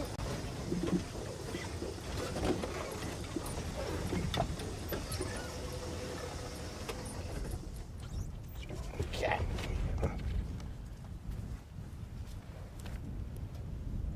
Disappearing pangolin. Okay, so it wasn't the best view. We did just sort of see the tail end as they disappeared. And there, I was telling you about how they roll into a defensive ball. It's not the best picture. It's a little bit pixelated, but there we go. You can see there's the defensive posture. And there's a closer look at the scales. And the foot. Now look at those claws, and they use that to dig out the ants. And there goes the picture. There's a better picture somewhere here. Oh, it's a very old picture from 1910 in Tanzania. And there we go. It's quite difficult to get good pictures of them. I mean, they're very strange looking little creatures. So there we go. This one is the ground pangolin, or the Temix pangolin is the old name. As I said, they are on the threatened list due to trade in the scales for love charms. And there was actually, I was having a quick look there, was something else. And they were, that they were used for. And the meat is also a delicacy in Vietnam and China. The blood is believed to be a healing tonic, and fetuses have alleged health and aphrodisiac properties. Very scary, but very, very sad. Fortunately, in this part of the world they are quite well protected, and there isn't too much trade. In other parts of Africa, especially in the forest basin, the pangolins, they are under a lot bigger threat than our pangolins here. But I wish we could show you more, but unfortunately that pangolin has done a disappearing act. And if you've got any screenshots of that pangolin, pop them up on our Facebook page, on Twitter, and hashtag Safari Live. And if any of you are new and wondering about and want to know anything specific about the pangolin, pop me an email on questions@wildearth.tv or use the hashtag SafariLive on Twitter. And for anyone who's new and just joined, my name's Brent Leo Smith and I'm your safari guide out in the in the African bush, and we are live. And my cameraman is Dave, and we're on top of the world because we found the first pangolin ever on Safari Live.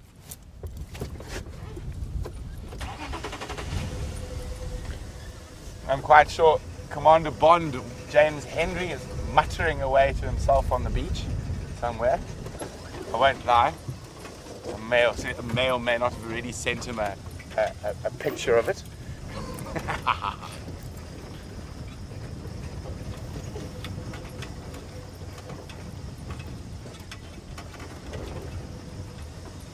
So James Richard was looking for tracks. Unfortunately, in this hard ground, I haven't been able to find any tracks, James. I still half expect to see the little guy scurrying along. We might do one more, just one more.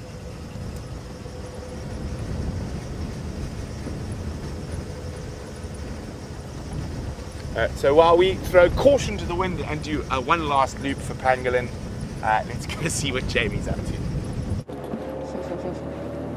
In the hope that that one last loop will pay off while he goes searching for that pangolin once again. We're going to go and do one last loop around Mvubu and Galago, see if the lions have not decided to come out.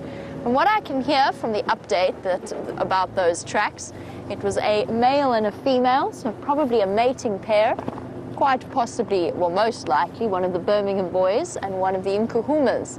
So the pride of lionesses, this is part of their territory, and then the Birmingham boys that are dominant over them, and the Styx pride, and possibly even other prides that we are not aware of.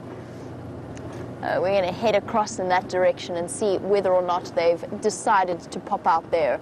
We'll go past the Vuyatela Dam, so the one outside Galago, just to investigate whether or not there's any sign of them coming for a drink. I think, however, it's most likely that they would go through to that Galago pan.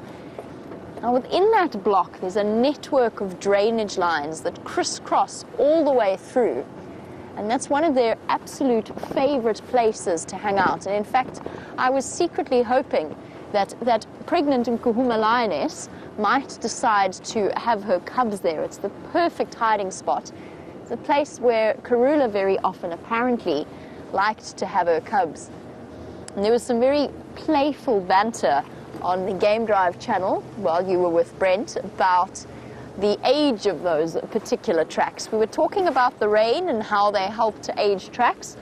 Well, there was a disagreement between two of the guides as to exactly how old those tracks were, with one exclaiming that the tracks were so old that those lions could be in Skukuza, which is the main camp in the Kruger National Park and is probably about, I don't know, about 40 kilometers away in a straight line, just under 20 odd miles, whilst the other protesting that this was not in fact the case and that those tracks were fresh from after the rain. So there was a great deal of chuckling and bantering going forth. These are the boys that one wants to look out for in weather like this. First of all, they're exhibiting all of the signs of nervousness on a windy day, but they're also very difficult to hear.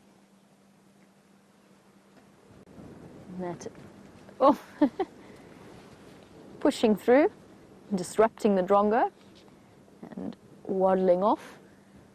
Typically, you generally hear buffalo bulls before you see them.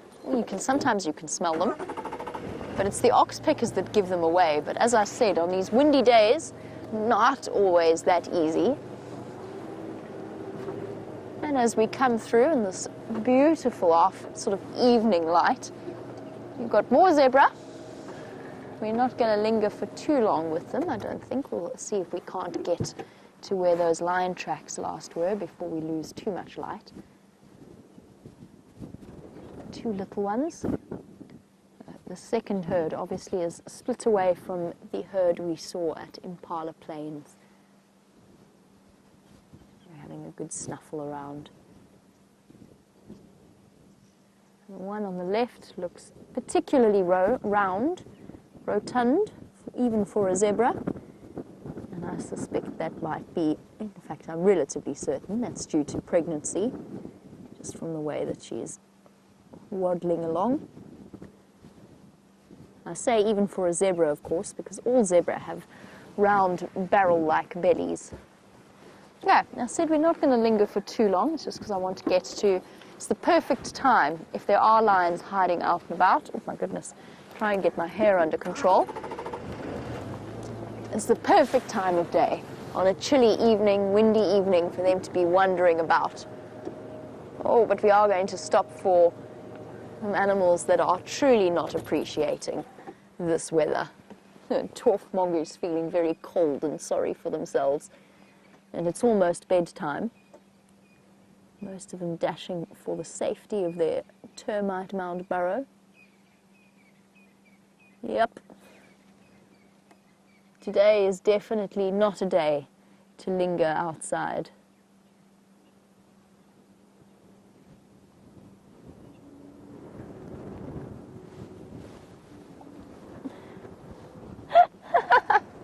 Is that the antenna? That's incredible. I don't know if you could hear that or not, but the antenna of our vehicle, I think, is acting like a wind flute. And as the wind blows across it, just like you do with a bottle, when you blow across the bottle and it makes those noises, we've got it at exactly the right angle that it's blowing gently.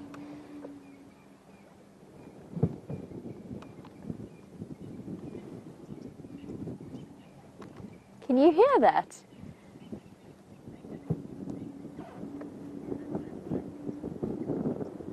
It's making music. It's gently whistling to us. Maybe it's making a magic call to attract leopards. Maybe we should sit in this position and wait for it to call them to us. It feels like some kind of mystical sound, mystical tune that Wendy's playing. Maybe it's an anti-gremlin song.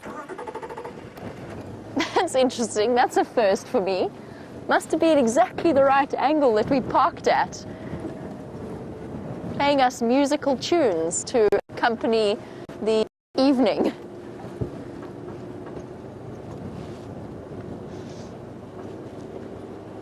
Wow. Wendy is now singing to us.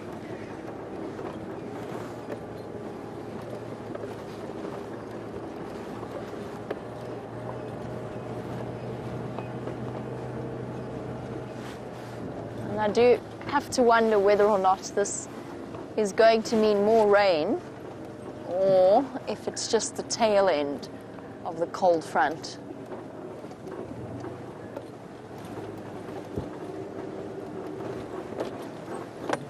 Oh, everybody hold on to your seats. Humpy bumpy. Whoa. No, Wendy. Up we go.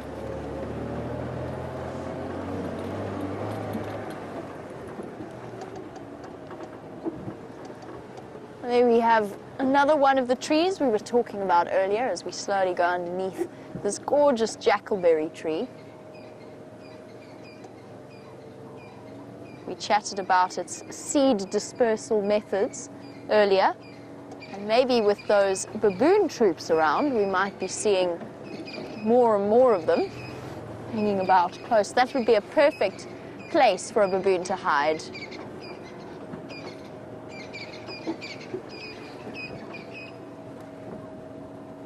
There's a little antelope in there that we hardly ever get to see, just poking its head out. Can you see the bushbuck there, Liam?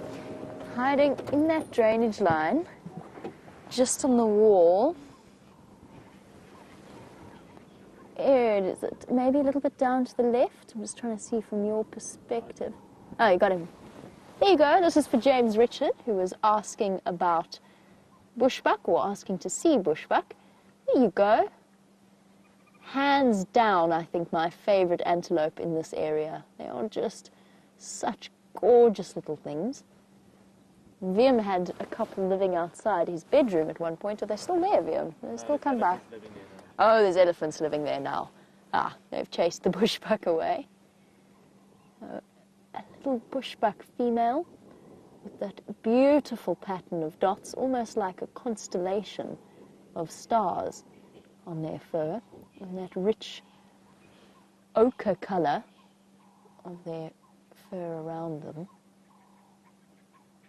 Very pretty, very delicate little antelope, and just the hint of the stripes that sort of are a throwback to at the time when bushbuck, nyala and kudu had common ancestors. Lovely. Well, James Richard, I hope you were watching and that you got your little bushbuck sighting. Another antelope that will spend a lot of time in these drainage lines or river systems, basically like a creek system, and feed on the fruits and the berries and whatever else happens to be around them. Now, Sabrina, we were talking about seed distribution or seed dispersal, and you were wondering if there are any animal that might disperse seeds with their feet. And yes, absolutely. So Brent was showing you, or Sabrina, I'm not sure if you were watching yesterday's sunset safari, but in Brent's brief wonder about quarantine, he was talking about a plant called a devil thorn. It's got two very, very sharp prongs. There's a large devil thorn and a smaller devil thorn. They've got very, very sharp prongs. And every South African child is most familiar with the devil thorn, as well as little plants called deviltjies, little devils. And they are specifically adapted for dispersal on an animal's foot. Even an elephant's foot is not impervious to them. And the reason is that they don't necessarily pierce the skin of the elephant, but they're sharp enough to just get into that first layer of skin cells. Well, for us, it's a different story because they are sharp enough to pierce the few layers of skin on our feet. And every South African child has memories of sitting, plucking deviltjies out of your feet and trying to scrape them out when they're left little bits behind.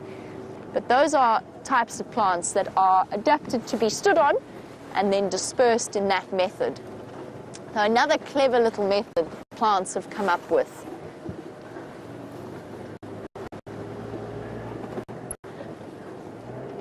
I'll never ever forget the face of one incredulous volunteer when we took him out to help us clear the roads once. And he was just incredibly surprised and somewhat personally affronted that every tree in South Africa seemed to have thorns. He was most upset.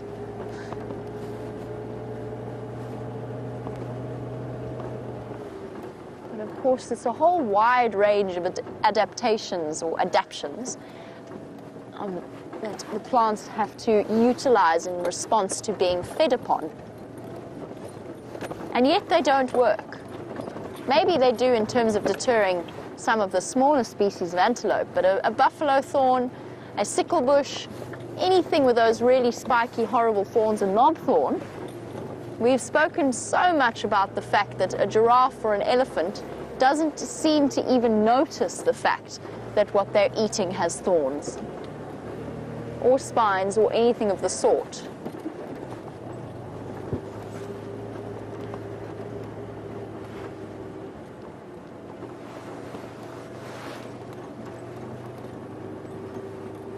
We're going to search for the tawny cats that are hiding somewhere in this block. In the meantime, in continuation of the theme of this sunset safari, Brent has found you another elephant.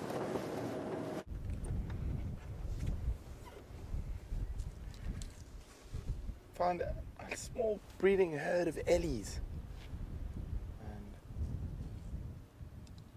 And it looks like that same unrelaxed bull we saw a little bit earlier at the pan, and another bigger bull just behind him have joined up with this little breeding herd.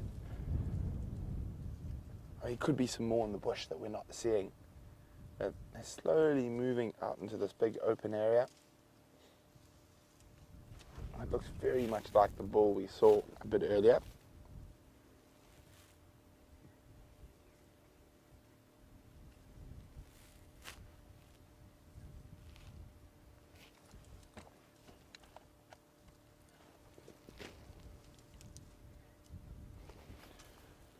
Chikra from India is wondering, how do you read an elephant's body language? Well, with African elephants, a lot of it is just, I suppose, a lot of it's instinct and time spent with the animals. So there's slight little things. You just see their muscles stiffen. The tail's a very good indicator. If the tail becomes rigid or pointed, it means the animal is upset or highly alert.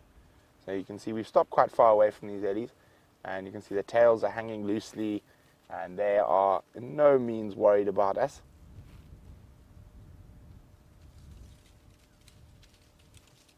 Feeding off a baby leadwood there.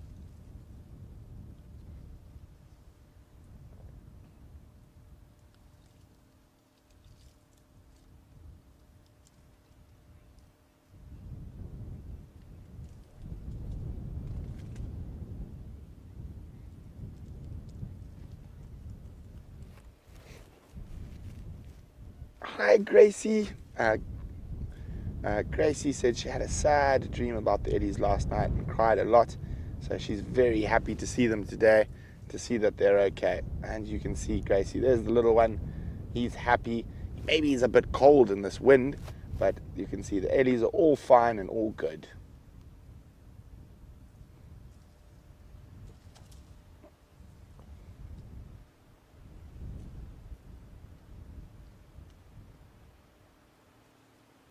We won't go any closer in this wind. They can be a little bit unpredictable.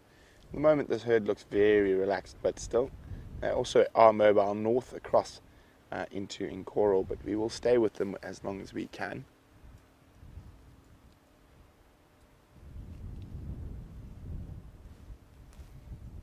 There's that young bull. I'm pretty sure he looks like the same bull we saw at the pan earlier. And he's probably a lot more relaxed this time because we've come from downwind, so he's heard us coming. I think the reason he got a fright when we arrived at the pan last time is we were coming from upwind of him and the wind's very strong, so he probably didn't hear us arriving.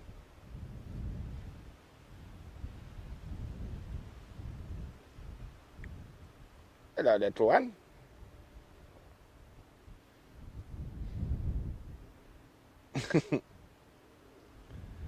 So even though it's still very much reliant on mom's milk, already feeding on vegetable matter, and you can see this young bull. It'll be interesting to see what happens here when he feeds or decides to annoy the breeding herd. It looked like he might annoy them a bit earlier, but I think he's more focused on getting a good meal.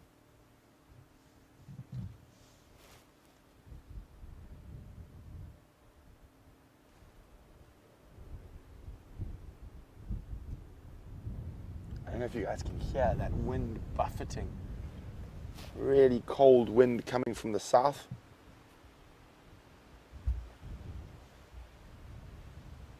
Well, they're going to disappear shortly, heading slowly north.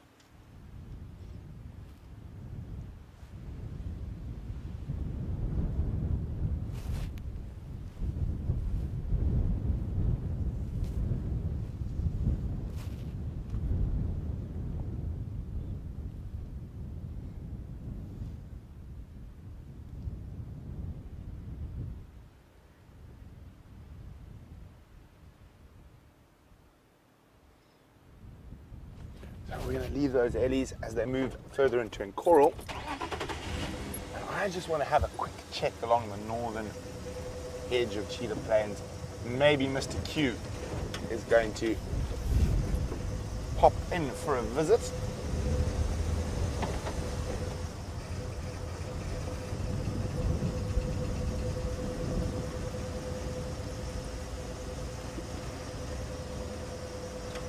I'm still so excited about that pangolin. Hopefully we can get a better view in the coming winter months.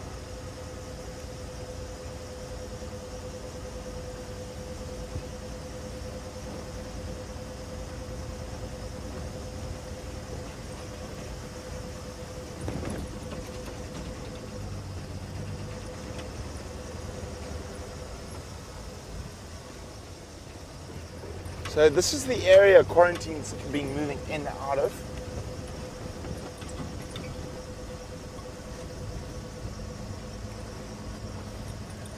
Well, hi Aaron. Aaron wants to know if I have one great single memory that stands out from my years in the bush.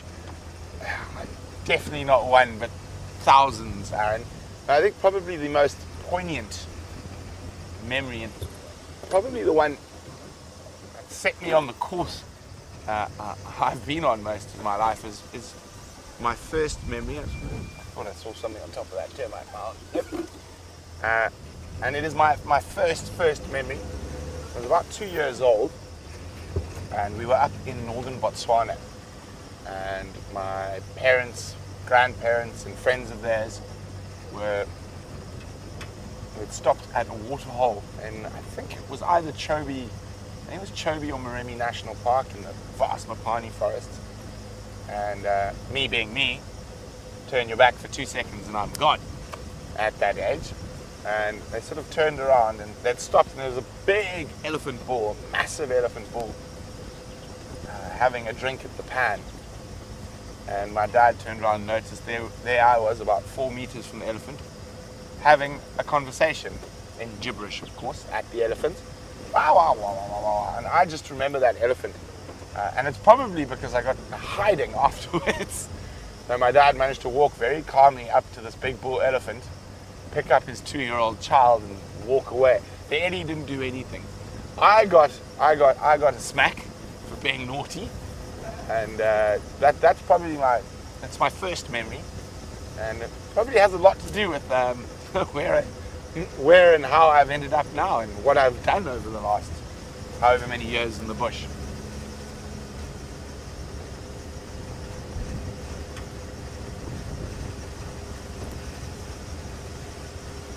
I always have a soft spot for those big Eddie bulls. And even as an adult, I've had many conversations on foot with elephants since.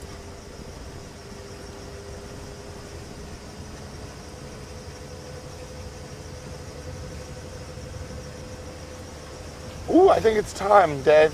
It's time for the gloves.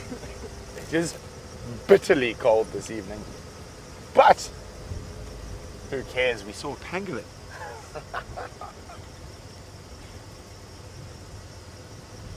I'm sure there's going to be much jealousy back at camp. Dave, I think we should maybe walk out a pangolin dance. We dance back into the camp. That sounds about right. Yeah.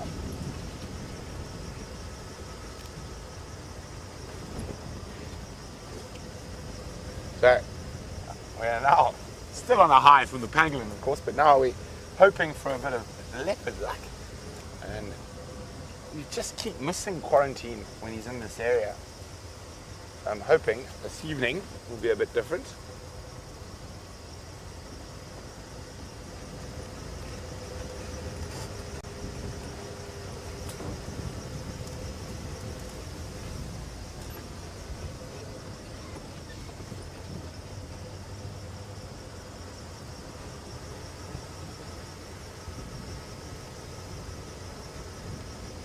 But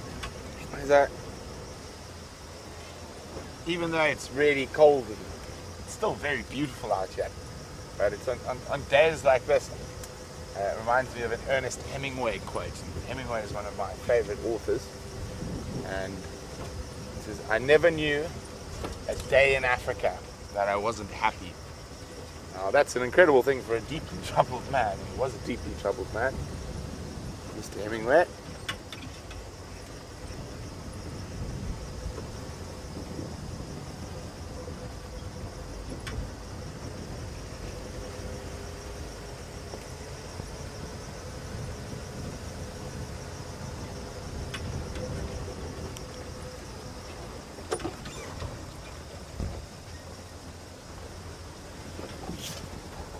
I'm looking at every bush now. I'm convinced we've got to work this lucky streak. Maybe add a serval, a honey badger, porcupine, who knows.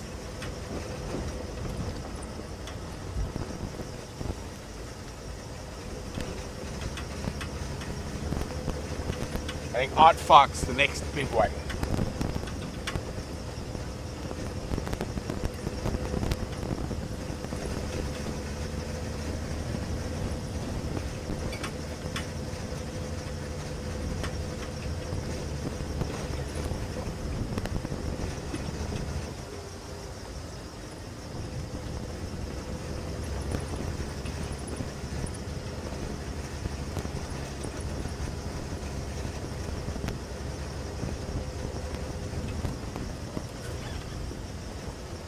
I'm still almost speechless from that pangolin. So while I regain my voice, let's jump back on board with Jamie. I hear Brent is planning a pangolin waltz. A pangolin waltz when he comes back into camp. Now I hear that waltzes are really bad for bad hips. So maybe better tone down his dancing style ever so slightly. Although I have to say I'd like to see what a pangolin waltz really does look like. Oh, while Brent plans his dance steps, which could be very highly entertaining, I'll try and record it for you all so you get to see it. We've been searching high and low for these lions. No sign of them here. There's a big herd of elephants hanging about. They are right in the middle of the block, so we can't see them. But there's always a chance that they could flush out a mating pair of lions. In the meantime, we're going to take advantage. We're going to drive a little bit faster. We're going to take advantage of the last few moments of light and see if the hyenas aren't home. Haven't seen them in a while now. And if we can't depend on the leopards and the lions to be in one place, well, fingers crossed, our hyenas will be kind to us this afternoon.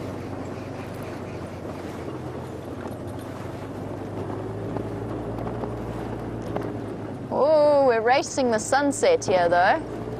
I don't want to go too fast in case I miss lion tracks popping out.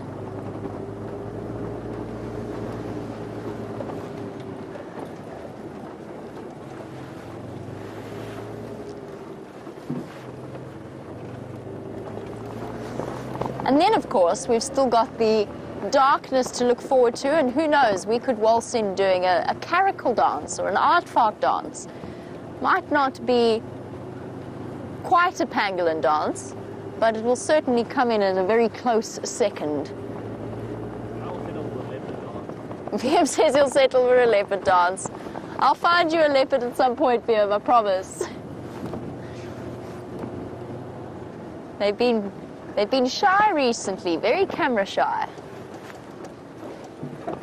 I feel like I haven't seen Tingana, the dominant male in this area, for a very long time. Oh, this wind is cutting through several layers of jackets. Absolutely freezing. All right, first hyena den. Nope. Luckily we can see this one from the road. Doesn't look like there's anybody home.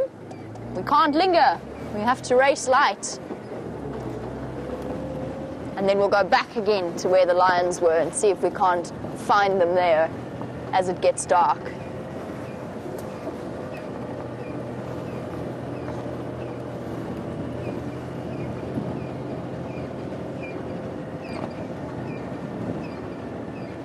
Franklins are calling very, very close to the hyena den. That's interesting.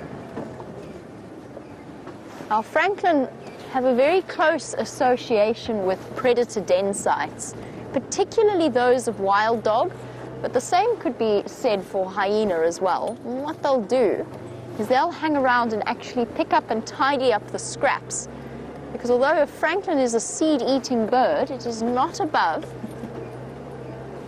picking up scraps of meat and bone as well to supplement its diet. And there's some wonderful pictures available if you want to go searching of wild dog puppies and francolins in very close proximity to each other. It's not looking... It doesn't look like anybody's home.